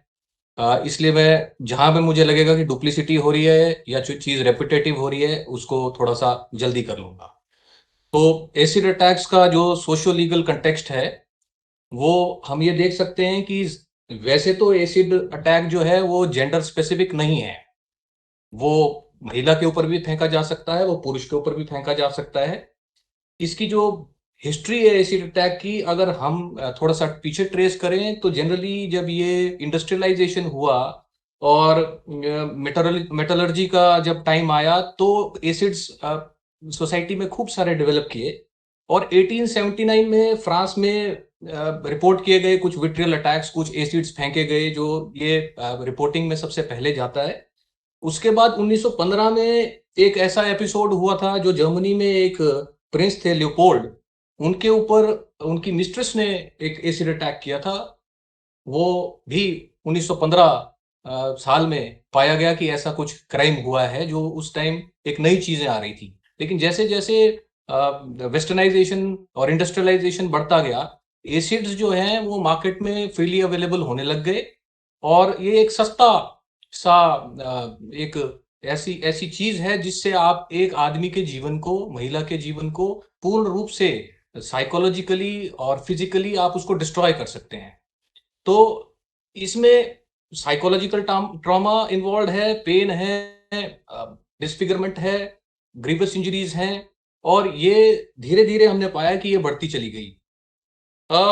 इसके पीछे जब नालसा को स्कीम जब हमने बनाई या इसके ऊपर जो भी जुडिशियल प्रोनाउंसमेंट्स आई वो ये देख के आई है कि भारत का संविधान जो है आर्टिकल 21 हमें जीने का अधिकार देता है और जीने का अधिकार मान व सम्मान से, तो डिग्निटी से जीने का अधिकार है। यदि किसी व्यक्ति के ऊपर इस तरह का क्राइम होता है, अटैक होता है, तो सीधे रूप से उसके जीवन के अधिकार का, जीने का अधिकार का हनन किया गया है, जो एक उसका कॉन्स्टिट्यूशनल राइट था जिसका ब्रीच हुआ है। तो ये उसका समाज में लेकर ये इस तरह के अटैक क्यों होते रहे, तो उसका क्या मोडस ऑपरेंडी, क्या मेंजरिया रहा, उसके ऊपर अगर हमने जुडिशियल प्रोनाउंसमेंट्स को देखा है या जो भी रिसर्च हुई है उसको देख के हमने पाया कि कुछ तो कल्चरल है, कि कुछ जैसे हिंदुस्तान में ये जो अपराध है ज्यादातर महिलाओं पे ही किया जा रहा है, पुरुषों पे इसकी घटना बहुत कम है। तो इसका कारण जेंडर बेस्ड भी है, इकोनॉमिक भी है, क्लास बेस्ड भी है, कहीं कल्चर ऑफ रिवेंज है या सोसाइटी में कहीं महिलाओं के ऊपर अत्याचार ज्यादा होता है। और जैसा कि मुझसे पहले वाले स्पीकर्स ने बताया कि कई सारे इसके रिलेशंस हैं, एग्जॉस्टिव नहीं कह सकते, कई प्रेमियों ने प्रेमिकाओं पे फेंका है, कहीं पड़ोसियों ने एक दूसरे पे फेंका है, या कहीं जैसे जॉब की जलन का एपिसोड दिया गया। लेकिन ये सारी चीजें मिलकर इस बारबेरिक एक्ट को रिजल्ट करती है। तो ये इसका एक एसिड अटैक का एक ब्रॉडली अगर हम कहें तो ये कारण है जिसके कारण ये होता है। अब जुडिशियल प्रोनाउंसमेंट्स में जो जितनी जजमेंट्स आई है उनमें जो रीजंस जनरली आइडेंटिफाई किए गए हैं वो ये कुछ हमने उसमें से निकाल के आपके समक्ष रखे हैं, जिसमें से जैसे शादी करने से मना करना, या कोई जेलसी हो, या आपस में दुश्मनी हो, तो ये सब कारण जो है ये सभी कंट्रीब्यूट करते हैं to the commission of this crime, acid attack की ओर। एनसीआरबी का जो डाटा है 19-20 का पहले भी हाईलाइट किया, ये डाटा में हमारा भी जो नालसा का डाटा है उसमें थोड़ी बहुत वेरिएशंस हैं, जिसके रीजंस में जब नालसा का डाटा दिखाऊंगा तो उस पर थोड़ा सा स्पष्टीकरण करूंगा। तो ये एसिड अटैक्स 19 में 249 हुए थे, 20 में भी 182 हुए थे। तो ये थमने का नाम नहीं ले रहे हैं। किसी भी प्रकार से हम सबको मिलकर, जो आज इस वेबिनार का उद्देश्य भी है, ये है कि हमें इस तरह की घटना ना हो यह सुनिश्चित करना है। दूसरा, यदि ये घटना होती है तो जो भी उसका विक्टिम है उसको तुरंत सहायता मिले हर प्रकार से, चाहे मेडिकल एड मिले, उसको उसकी फैमिली को सहायता मिले, उसको असिस्टेंस के साथ साथ बाद में उसका आप कैसे उसको साइकोलॉजिकली उसकी मदद कर सकोगे, और उसको सोसाइटी में कैसे उसको ऑस्ट्रेसाइज ना किया जाए, ये सारी चीजें, ये एक बहुत ही कॉम्पोजिट सा प्रॉब्लम है जिसका सोल्यूशन हम सबको मिलके निकालना है। इसको देखते हुए जो जुडिशियल रिस्पांस आया था, जस्टिस वर्मा कमेटी जो 2013 में कॉन्स्टिट्यूट हुई थी, ये निर्भया कांड के बाद ये जस्टिस वर्मा कमेटी बनी थी, और उन्होंने बड़ा गंभीर टिप्पणी की थी इस एसिड अटैक को बारे में। और इन्होंने कहा था कि ये बहुत ही हीनियस फॉर्म ऑफ अटैक है, जो एशियन एंड अफ्रीकन कंट्रीज में इस तरह का महिला के ऊपर बार बार होता है, और इसके लिए हमें इसका जो डैमेज है वो हम उसका कोई तोल नहीं कर सकते, उसका कोई मूल नहीं लगा सकते इस तरह की घटना का। मुझसे पहले भी बताया कि ये जो इसका क्या 2013 में जब ये रिकमेंडेशंस आई, उसके बाद जो सीआरपीसी था, कोड ऑफ क्रिमिनल प्रोसीजर जो था, और आईपीसी जो था, उनको अमेंडमेंट्स की बात आई, और इंडियन पिनल कोड में पहले 326 ही एक ऐसा अपराध था जो ग्रीवियस इंजरी के लिए होता था, उसमें कोई एसिड अटैक के लिए सेपरेट प्रोविजंस नहीं थे। उसके बाद जब अमेंडमेंट 2013 में हुई तो 326A लाया गया। 326A जो था वो जब किसी व्यक्ति के ऊपर ग्रीवियस इंजरी या एसिड अटैक किया जाएगा, उसकी बॉडी को पार्शली, परमानेंटली या पार्शली डैमेज किया जाएगा, तो उसको ये एक अपराध बनाया गया और बड़ा ही संगीन अपराध बनाया गया इसको। और 326B जो था उसके अटेम्प्ट्स को कवर करता था, जिसमें फेंकने से भी अटेम्प्ट दिखाया गया है कि यदि फेंक दिया और नहीं गिरा तब भी 326B में अटेम्प्ट, और ये सारी चीजें दोनों सेक्शंस को इनकॉर्पोरेट किया गया जो पिनल थे। ये मेरे से पहले वाले स्पीकर्स ने भी इस पे चर्चा की, लेकिन ये खाली सेक्शंस जो किताबों में है उसको हमें उसका इन्फोर्समेंट करना भी बहुत ज्यादा जरूरी है। जैसा कि हमने देखा कि अगर यदि कोई एसिड अटैक की घटना होती है तो एफआईआर करना, उसमें एफआईआर करना आवश्यक है। यदि एफआईआर रजिस्टर नहीं करती है पुलिस, तो जो पुलिस अधिकारी मना करता है वो एक दंडनीय अपराध उससे घटित होता है, और 166A उसका पिनल प्रोविजन है। और दूसरी तरफ उस एसिड अटैक विक्टिम को यदि हम प्राइवेट हॉस्पिटल या सरकारी हॉस्पिटल में तुरंत ट्रीटमेंट के लिए ले जाते हैं और उनको ट्रीटमेंट से मनाही की जाती है, तो 166B जो है वो इस बात को जोर डालता है कि उन्हें उसका ट्रीटमेंट करना ही है। लक्ष्मी के केस में या परिवर्तन के केस में ऑनरेबल सुप्रीम कोर्ट ने बार बार कहा है कि यदि हॉस्पिटल्स इनकार करते हैं ट्रीटमेंट करने से तो उनके खिलाफ तुरंत रूप से एक्शन लिया जाना चाहिए। ये जुडिशियल साइड में और ये लेजिस्लेटिव साइड से ये प्रावधान किए गए हैं ताकि एसिड अटैक विक्टिम को जल्द से जल्द ट्रीटमेंट मिले और न्याय मिले। रिहेबिलिटेटिव जो अप्रोच थी, जिसके लिए पहले भी कहा कि सिर्फ काम करना, वहां ट्रीटमेंट करवाने से ही खत्म नहीं हो जाएगा, कंपनसेशन से भी खत्म नहीं हो जाएगा, बट उसका पार्ट में जो 357A CRPC है उसमें ये दिशा निर्देश क्लियर दे दिए गए कि एक फंड्स बनाए जाएंगे जिसमें से रिहेबिलिटेशन और इसके लिए आपको कंपनसेशन देना है। इनिशियली सेंट्रल फंडिंग का इसमें आई, जिसमें सेंट्रल फंडिंग निर्भया कांड के बाद एकदम से कॉर्पस क्रिएट किया गया, लेकिन आज के टाइम पे हर एक स्टेट के अपने विक्टिम फंड्स जो हैं वो स्टेट फंड्स जी सर नेक्स्ट 2 मिनट्स में अपना प्रेजेंटेशन पूरा करिएगा। Thank you. तो ये रिहेबिलिटेटिव प्रोविजन ये आपको सारे बता दिए गए। नेक्स्ट इसमें प्रोहिबिटिव फिर लक्ष्मी के ऊपर आया, जो आपको बताया कि लक्ष्मी का जो एपिसोड हुआ था उसके बाद ये model poison possession and sale के रूल्स भी फ्रेम हुए 13 में कि एसिड जो है इसकी बिक्री कम किया जाए। परिवर्तन जो जजमेंट थी सुप्रीम कोर्ट में उसमें ये दिशा निर्देश दिए गए कि मार्केट में कोई भी किसी भी प्रकार का एसिड जो है उसकी सेल के लिए क्या कंडीशंस होंगी, क्या गाइडलाइंस होंगी, वो सारी की सारी जजमेंट में आई और रूल्स में आई। तो किसी तरह से इस एसिड की बिक्री को रोकने की कोशिश की गई थी। ये उसकी गाइडलाइंस है, पीछे भी उन्होंने बताया कि ये लॉग बुक मेंटेन करेंगे, बेचने वाला खरीदने वाला उनकी जो डिस्क्रिप्शंस है वो मेंटेन की जाएगी और एसिड पे इस तरह से रोक लगाई जाएगी।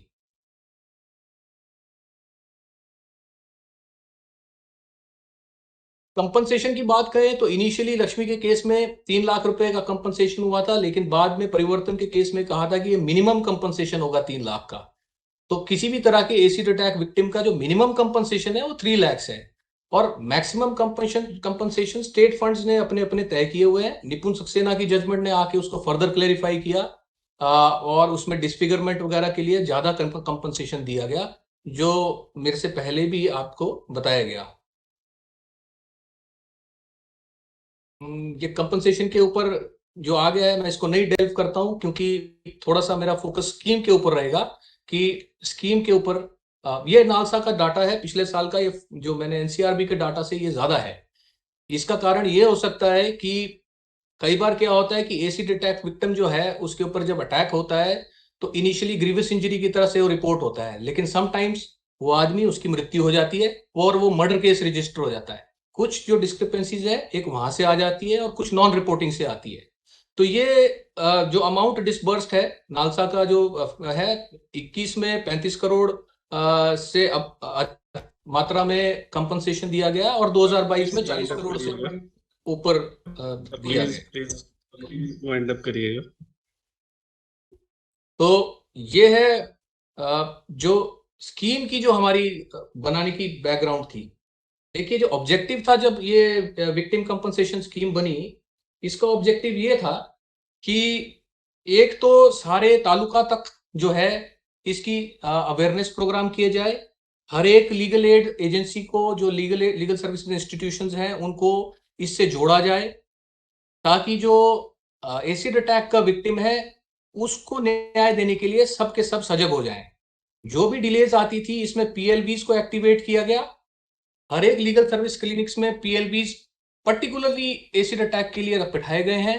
जो पीएलबीज जब भी कोई एसिड अटैक का विक्टिम आता है तो उसका काम यही होता है कि जितने भी बीच में टेक्निकल चीजें आएंगी उसको हॉस्पिटल ले जाने में, उसकी मदद करने में वो सब रिमूव करेगा। तो ये क्लिनिक सेटअप किए गए।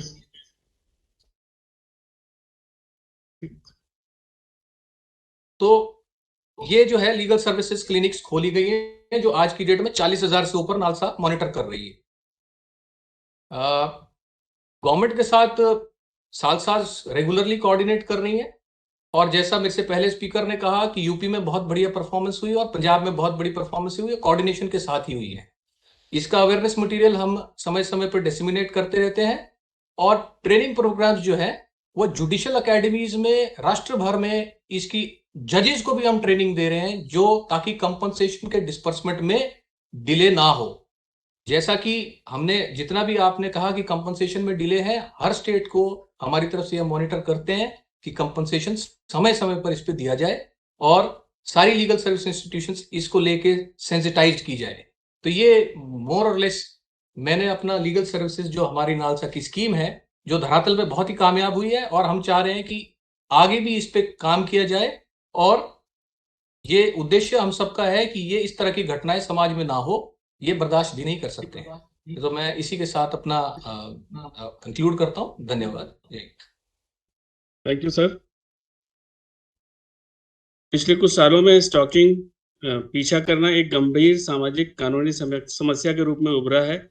इस संबंध में देश के कानूनों में संशोधन भी किए गए हैं और नए प्रावधानों को जोड़ा भी गया है। अक्सर ये देखा गया है कि अक्यूज द्वारा एसिड अटैक केसेस में स्टॉकिंग का भी इस्तेमाल किया जाता है। राष्ट्रीय महिला आयोग महिलाओं के प्रति होने वाली हिंसाओं को रोकने के लिए लगातार प्रयासरत है और मैं राष्ट्रीय महिला आयोग के अंडर सेक्रेटरी श्री आशुतोष पांडे जी को आमंत्रित करता हूं उनके प्रस्तुतिकरण के लिए। सर आपके पास में 10 मिनट होगा जी। 5 मिनट सर, थोड़ा सा कम टाइम है।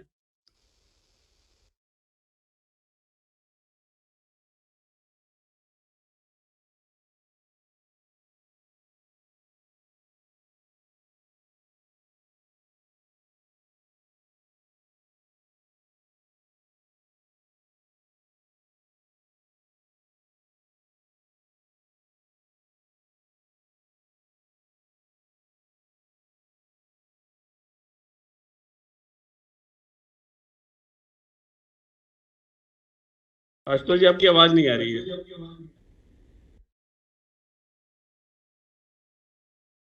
प्लीज अनम्यूट करिएगा।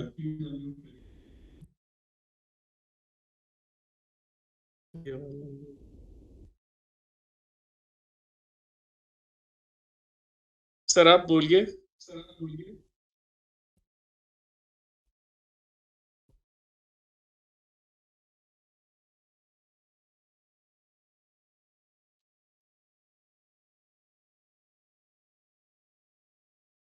नहीं आ रही है आपकी आवाज।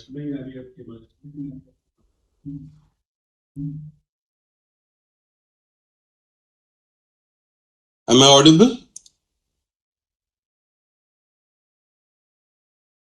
हाँ प्लीज कंटिन्यू। अभी आवाज आ रही है मेरी? जी। Very good evening to all the members, honourable members, और सभी पार्टिसिपेंट्स को मेरी तरफ से नमस्कार। जैसा मैं जानता हूं कि ये विलेज लेवल एंटरप्रेन्योर्स और न्याय बंधु से हमारे साथ जुड़े हैं, तो मैं चाहता हूं कि और ये दिशा स्कीम के अंडर में हम होलिस्टिक एक्सेस टू जस्टिस की बात करें, तो होलिस्टिक वे में मैं अपना प्रेजेंटेशन लेके चलूंगा। पहले मैं बात करना चाहूंगा स्टॉकिंग की। जैसा मेरा विषय है कि हम स्टॉकिंग प्रिवेंशन और अवेयरनेस के बारे में बात करें, तो स्टॉकिंग का मतलब अगर हम देखें हिंदी में, तो इसका मतलब शुद्ध रूप से पीछा करना है। और जैसा हमने गंभीर मुद्दे पे अभी बात कर रहे हैं कि जिसमें हमने एसिड अटैक विक्टिम्स, इनफैक्ट मैं सर्वाइवर्स कहना चाहूंगा, एसिड अटैक सर्वाइवर्स और उनके रिहेबिलिटेशन के मुद्दे में हम बात कर रहे हैं, तो सबसे बड़ी चीज और सबसे छोटी चीज स्टॉकिंग को जब 2013 में ऑफेंस की तरह हमने इंडियन पिनल कोड में ऐड किया 354D में, तो इसमें यही था कि कोई भी जो पीछा कर रहा है, पर्सनल इंटरेक्शन बनाने के का प्रयास कर रहा है, कोई पुरुष किसी महिला को फॉलो करते हुए और महिला अपनी अरुचि उसके ऊपर दिखा रही है, डिसइंटरेस्ट शो कर रही है, या वो व्यक्ति उस महिला के इंटरनेट को, ईमेल को और दूसरे फॉर्म्स ऑफ इलेक्ट्रॉनिक कम्युनिकेशन को मॉनिटर कर रहा है, ऑब्जर्व कर रहा है, तो एक तरीके से ये पीछा कर रहा है, जो कि फिजिकल फॉर्म में, फिजिकल वर्ड में कर रहा है, या फिर साइबर स्टॉकिंग जो कि ऑनलाइन मोड में वो कर रहा है। तो धीरे धीरे जब ये चीजें आने लगी, 2014 में जब एनसीआरबी की रिपोर्ट आई, तो देखा गया कि उस समय 4000 केसेस दर्ज किए गए, मगर जो लास्ट एनसीआरबी का डेटा है वो उसमें 90% उछाल आ गया है। और मगर अगर हम देखें तो अभी भी अंडर रिपोर्टिंग है, क्योंकि पीछा जो किया जा रहा है और समाज में जिस तरीके के हम अभी भी चीजों को देख रहे हैं, उसमें सबसे जरूरी चीज है रिपोर्टिंग की, और रिपोर्टिंग से पहले ना कहने की। सर अभी आपकी आवाज नहीं आ रही है। अभी एम आई ऑडिबल? मैं बहुत जल्दी ही कंक्लूड करूंगा, मुझे लग रहा है हो सकता है कि टेक्निकल ग्लिच हो सकती है।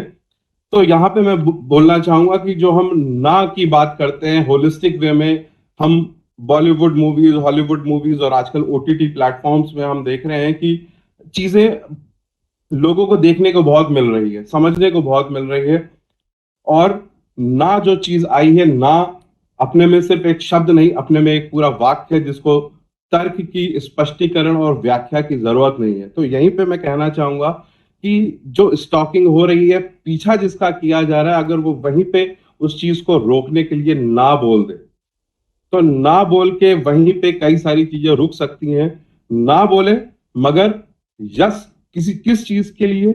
अपने परिवार को उस चीज को बताने के लिए, पुलिस को आगे इन्फॉर्म करने के लिए। मगर हम देख रहे हैं कि जो अंडर रिपोर्टिंग भी हो रही है वो एक बहुत बड़ा विषय है, और उसका सबसे बड़ा कारण है कि जो लीगल हैसल्स फेस किए जाते हैं, या फिर जैसा कि देखा जा सकता है कि पेंडेंसी बहुत ज्यादा रहती है केसेस की, और अल्टीमेटली कन्विक्शन बहुत लो रहता है इस केसेस में। तो ये भी एक बहुत बड़ा कारण है कि लोग आगे नहीं आते हैं और बताते नहीं। तो ये रही हमारी बात स्टॉकिंग की। अब मैं अगर बात करूं कि किस तरीके से अब बचाव किया जा सकता है, क्योंकि हम जानते हैं कि prevention is better than cure, उस चीज को प्रिवेंट करना ज्यादा जरूरी है। तो वो प्रिवेंशन हमारे ही पार्ट में है, हमारे पार्ट में, जो घर से बाहर निकल रहा है या घर के अंदर भी, क्योंकि आजकल जो है इट्स अ ग्लोबलाइज वर्ल्ड, और ग्लोबलाइज वर्ल्ड में जब बात करी जाती है तो हर चीज, किसी की भी प्राइवेसी अगर देखा जाए, हम एक तरीके से डिजिटल फुटप्रिंट्स अपने अपने आप ही क्रिएट करते रहते हैं।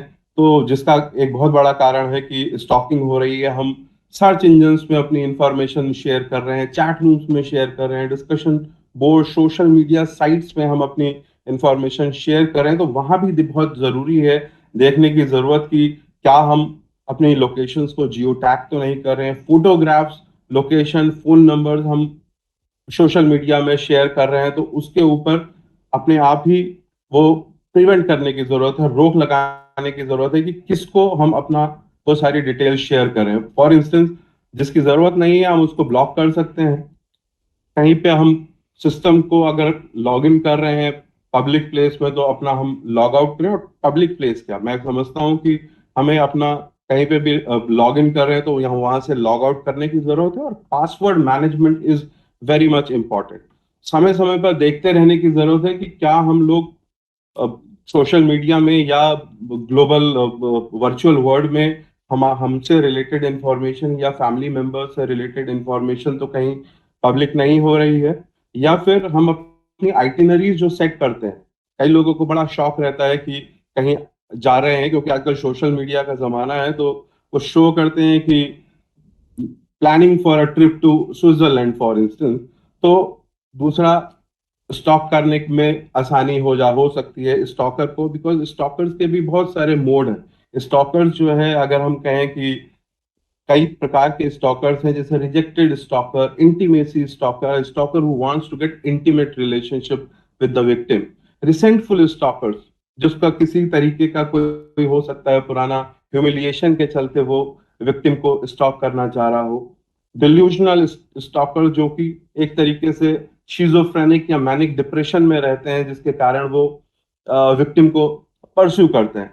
तो इस तरीके के जब सोसाइटी में हम देखते हैं कि चीजें हो रही हैं, तो खुद से ही बचाव करना बहुत जरूरी है। और उसके लिए अब लोगों को शामिल करके ज्यादा अवेयरनेस अवेयरनेस अपने साथ दूसरों को भी शामिल करके, जैसा मैं समझ सकता हूं कि यहाँ पे देश के सभी कोनों से जुड़े हुए होंगे लोग। तो आजकल इनफैक्ट इंटरनेट में ही बहुत सारी चीजें अवेलेबल हैं, और उसको शेयर करें ज्यादा से ज्यादा। इनफैक्ट एनसीडब्ल्यू की वेबसाइट में ही आपको इससे रिलेटेड काफी इंफॉर्मेशन मिल सकती है। और हम लोगों का हेल्पलाइन नंबर है 7827170170, जिसे मैं यहाँ पे शेयर करना चाहूंगा, ताकि अगर किसी तरीके की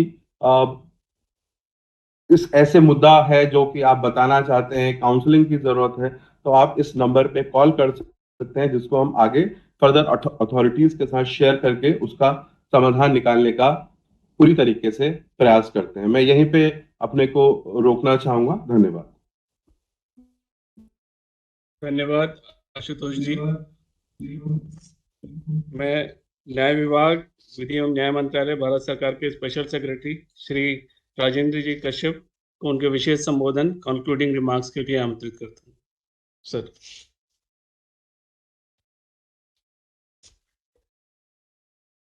होम मिनिस्ट्री से आए हमारे साथी ऑफिसर्स,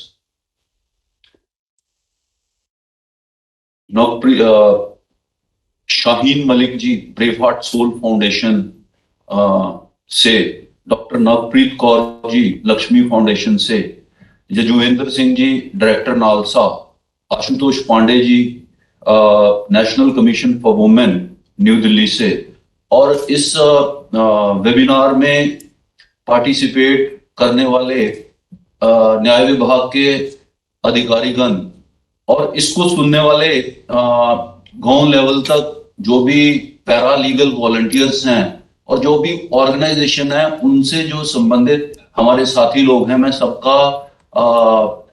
सबको वेलकम कहता हूं, अभिनंदन करता हूं आपका कि आप इस महत्वपूर्ण मुद्दे पे इस वेबिनार में आज यहाँ पे शामिल हुए।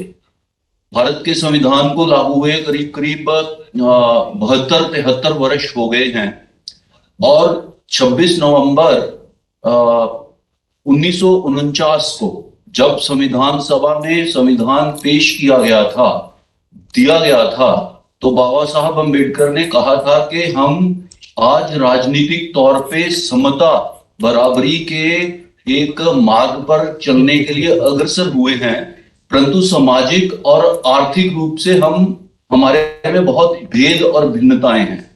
तो आज का जो महत्वपूर्ण विषय जिस पे हम चर्चा कर रहे थे, इसकी अगर जड़ में जाएं तो जो पैट्रियार्की है, जो पितृ सत्तावाद है, जो हमारा फैमिली का स्ट्रक्चर है, वो बहुत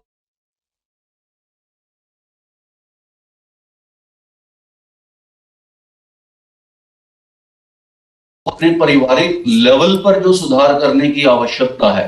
जब हम परिवार बनाते हैं, जब हमारे बच्चे उत्पन्न होते हैं, जब उनका हम लालन पालन करते हैं, जो कल्चर और उनको संस्कार देते हैं, उसमें ये सब जो बातें हैं ये उसका एक इंटीमेटली उसका इंटीग्रेशन है।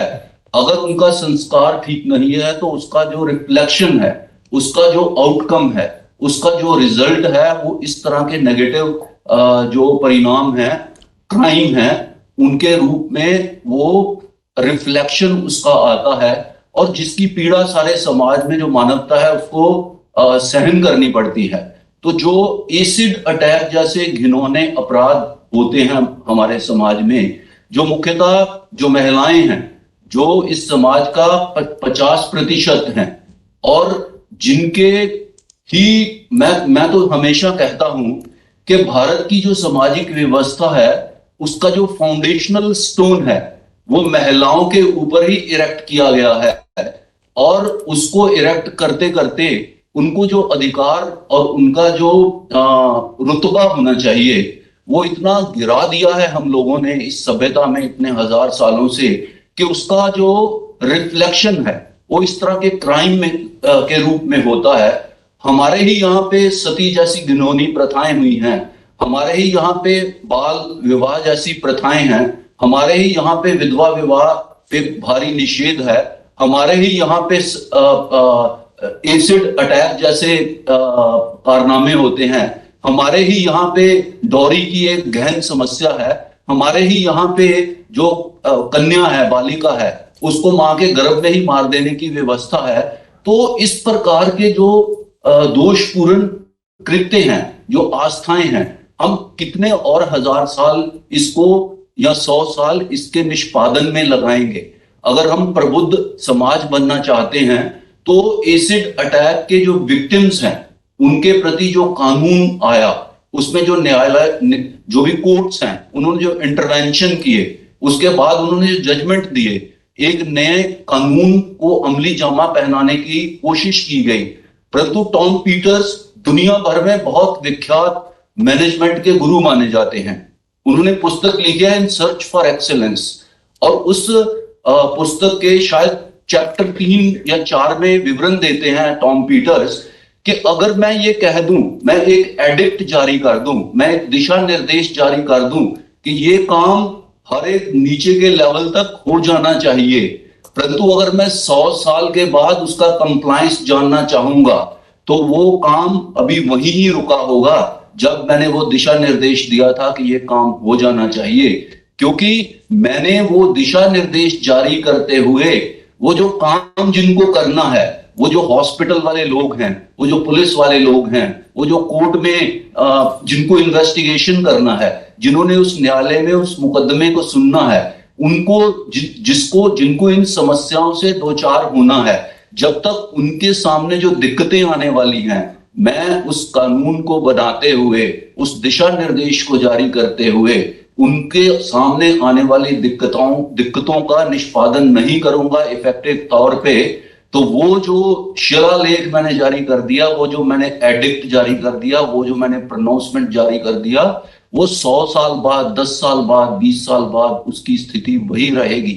तो इसलिए जब हम कहते हैं विक्टिम को रिहेबिलिटेट करना है, विक्टिम को कंपनसेशन देना है, तो कहां से कंपनसेशन आएगा, कौन से हॉस्पिटल में वो जाएगा? बहुत सारे हमारे साथी जो सर्वाइवर हैं एसिड अटैक के, उन्होंने अपनी दिक्कतों का जिक्र किया, उन्होंने जो इलाज की सहूलतें मुहैया हैं भारत के परिप्रेक्ष्य में, बड़े शहरों में भी, उन पे होने वाले खर्च का विवरण दिया। उन्होंने कहा कि जो प्राइवेट हॉस्पिटल हैं उनमें एक्सपर्टीज ज्यादा है, परंतु उसमें खर्चा बहुत होता है। तो अगर खर्चा होता है तो कोई भी प्राइवेट जो हॉस्पिटल है वो फ्री में इलाज करने के लिए वादे शायद नहीं होगा, जब तक उस पर जोर जबरदस्ती कानून के माध्यम से ना हो। परंतु जोर जबरदस्ती से बहुत समय तक जो मुश्किलें हैं उनका निष्पादन इफेक्टिवली नहीं किया जा सकता है। तो जब तक वो जो बैक एंड पे जो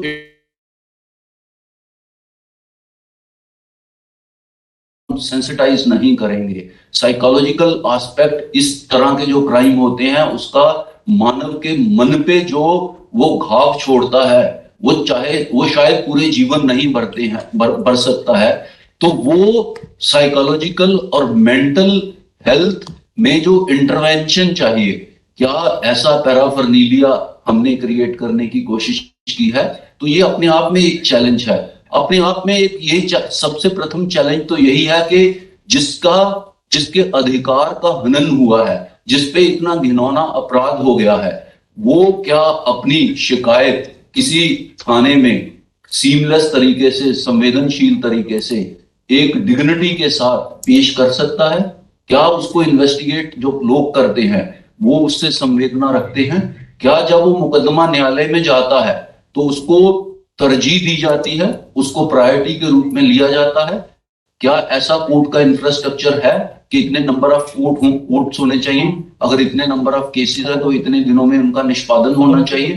तो ये सब गंभीर मुद्दे हैं जो पुलिस प्रशासन, हॉस्पिटल, फॉरेंसिक इन्वेस्टिगेशन एजेंसियां सबसे रिलेटेड हैं। और अगर मैं तो यही कहना चाहूंगा कि ये जो व्यवस्था है कानून की, उसके अंतर्गत इनको चुस्त और दुरुस्त तरीके से मॉनिटर करना बहुत महत्वपूर्ण है। और जो भी डेटा कम नहीं हुआ है, डेटा सही कहा, बार बार कहा गया कि उसको रिपोर्ट करने की बहुत दिक्कत है। और नेशनल क्राइम रिकॉर्ड ब्यूरो का एक डाटा है, एक नालसा ने डाटा दिया, एक जो प्राइवेट लोग इन केसेस को मॉनिटर करते हैं, एनजीओज या ऑर्गेनाइजेशन जो हैं, उनके पास एक डाटा है। तो जो भी डाटा है, अगर हम उस केस को मॉनिटर करते हैं कि जब वो क्राइम हुआ और जब रिहेबिलिटेशन हुआ, विक्टिम कंपनसेशन दिया गया, तो कितना समय लगा, क्योंकि मनुष्य की जो एनर्जी है वो भी खत्म हो जाती है इसको फाइट करने की। मैं उनको नमस्कार और धन्यवाद और सैल्यूट करना चाहता हूं उन सर्वाइवर्स को जिन्होंने इसके पीछे पड़े रहते हुए सुप्रीम कोर्ट का दरवाजा खटखटाया, और सुप्रीम कोर्ट ने भी काफी समय लगा के उनकी जो प्रेयर्स थी उनको सुनते हुए इस पे एक अथॉरिटेटिव जजमेंट दिए, जो कि आने वाले समय में और भी इम्प्रूव हो सकते हैं। कॉमन लॉ सिस्टम के अंतर्गत लॉ जो है वो इवॉल्विंग सब्जेक्ट है, और क्योंकि ये मानसिकताएं लोगों के मन में हैं, और जब ये किसी क्राइम के रूप में परिलक्षित होती है समाज में, तो कानून बाद में आता है। तो कानून जब आता है तो उसको स्टेबलाइज करने में और लंबा समय लगता है। तो ये एक तरह से पहले क्राइम हो रहा है, कानून बाद में आ रहा है। तो पहले किसी और कानूनी प्रावधान के अंतर्गत उसको दर्ज किया जाता था, उस पर इन्वेस्टिगेशन किया जाता था, परंतु अब स्पेसिफिक कानून आ रहा है, स्पेसिफिक तरीके आएंगे उसको इन्वेस्टिगेट करने के, स्पेसिफिक तरीके के कोर्ट्स आएंगे जिनके अंतर्गत इनको फास्ट ट्रैक किया जाएगा। तो ये सब मुद्दे बहुत महत्व के मुद्दे हैं। अगर भारत को, प्रधानमंत्री जी हमेशा कहते हैं कि भारत को एक डेवलप देश बनना है जब 100 साल आजादी के भारत पूरा करेगा 2047 तक। 2047 होने में अभी कुछ समय है, परंतु ये सारे जो काम हैं ये भी टाइम कंज्यूमिंग काम है। आज से ही अगर हम इसी समय से इन पे काम करना शुरू करेंगे, तो शायद जब हम 100 साल आजादी के मना रहे होंगे, तो हम ये कह पाएंगे कि हमने इन क्राइम्स को हैंडल करने के लिए एक बेहतर इकोसिस्टम, जिसमें हॉस्पिटल्स हैं, जिसमें समाज के इंस्टीट्यूशंस हैं, जिसमें जुडिशरी है, जिसमें पुलिस है, जिसमें पूरा विक्टिम को रिहेबिलिटेट करने का या सर्वाइवर को रिहेबिलिटेट करने का पूरा मैकेनिज्म हमने इवॉल्व करके इम्प्लीमेंट कर दिया है। बहुत शानदार सुझाव दिए इन्होंने आशुतोष पांडे जी ने, कि जो पीएलवीज हैं, जो हर एक ग्राम या कस्बे लेवल पर हेल्प के लिए उपलब्ध हैं, अगर उनको ये केस को मॉनिटर करने के लिए दायित्व दिया जाए और उनका जो फीडबैक है इसको लेके जो सर्वाइवर है उनके प्रोग्रेस, उनके केस से रिलेटेड जो प्रोग्रेस है, जो उसके एंगल डिफाइन कर सकते हैं हम, कि कोर्ट के केस की क्या प्रोग्रेस है, उनको विक्टिम कंपनसेशन मिलने की क्या प्रोग्रेस है। अगर उसको मॉनिटर करने के लिए एक हम डिजिटल ड्रिवन सिस्टम इवॉल्व कर सकते हैं एक नालसा के अंतर्गत, तो बहुत एक बेहतर तरीके से इन सब जो केसेस हैं इनको हम नेशनल लेवल पे मॉनिटर कर सकते हैं इफेक्टिव तरीके से। ट्रेनिंग बहुत इंपॉर्टेंट है, हर एक व्यक्ति को सेंसिटाइज करना बहुत इंपॉर्टेंट है। सिर्फ वो लोग जो शहरों में हैं उनको ही ट्रेनिंग दिया जाए, और जो गांव कस्बों देहातों में रहते हैं उनको ट्रेनिंग की आवश्यकता नहीं है, ये बात से मैं सहमत नहीं हूं। मैं तो ये चाहता हूं कि परिवार में पैदा हुआ और परिवार में रहने वाला व्यक्ति, और जो परिवार में नहीं भी रहता है, जिसका परिवार नहीं है, अकेला रहता है, उसको भी ट्रेनिंग की आवश्यकता है। तो इस तरह का प्रोग्राम पैरालीगल वॉलंटियर के माध्यम से ही, क्योंकि वो हर समय विचरण करते हैं गांव में, शहरों में, तो एक छोटा मॉड्यूल ट्रेनिंग का नेशनल लेवल पे अगर हम डेवलप करके उनको दे सकते हैं कि ये मॉड्यूल है ट्रेनिंग का, और हर एक जो घर का सदस्य है उसको इसके बारे में सेंसिटाइज किया जाए, ट्रेनिंग दिया जाए, और हर एक माँ बाप और बड़े और बुजुर्ग और परिवार में बड़े व्यक्ति का दायित्व है कि वो अपने बेटे से भी पूछे कि वो कहाँ रहता है, क्या कार्रवाई करता है। भारत के समाज में जो बेटी है उससे ही परिवार की प्रतिष्ठा धूमिल या उच्च नहीं होती है, बेटे से भी होती है। तो हर एक माँ बाप को अपने बेटे से भी पूछना चाहिए कि वो सारा दिन क्या करता है, और वो अगर घर लेट आता है तो लेट क्यों आता है। और बेटी ही से किसी परिवार की जो मान और प्रतिष्ठा नहीं होती है, परिवार में रहने वाले हर एक जो व्यक्ति है उससे उस परिवार की मान और प्रतिष्ठा बढ़ती है। तो इसलिए ये जो दकियानुसी विचार हैं, जब तक हम इनको नहीं तोड़ेंगे तब तक हम ना तो एक नया समाज निर्माण कर पाएंगे और ना ही हम एक सशक्त भारत निर्माण कर पाएंगे। मैं अपने विचारों को यहाँ पे समाप्त करता हूं, क्योंकि हमने बहुत ज्यादा समय ले लिया है। तो आप सबका इस वेबिनार में पूरे भारत में पार्टिसिपेट करने के लिए आभार प्रकट करता हूं। हमारे मंत्रालय जो है, हमारे साथी लोग ये आए हमारे यहाँ पे, और इन्होंने अपने बहुमूल्य विचार और जो ये काम करते हैं, और जो एनजीओ के हमारे साथी हैं, उन्होंने अपने बहुमूल्य जो एक्सपीरियंस है हमसे शेयर किए, उनका भी मैं आभार अपनी तरफ से, न्याय विभाग की तरफ से प्रकट करता हूं। जय हिंद, धन्यवाद।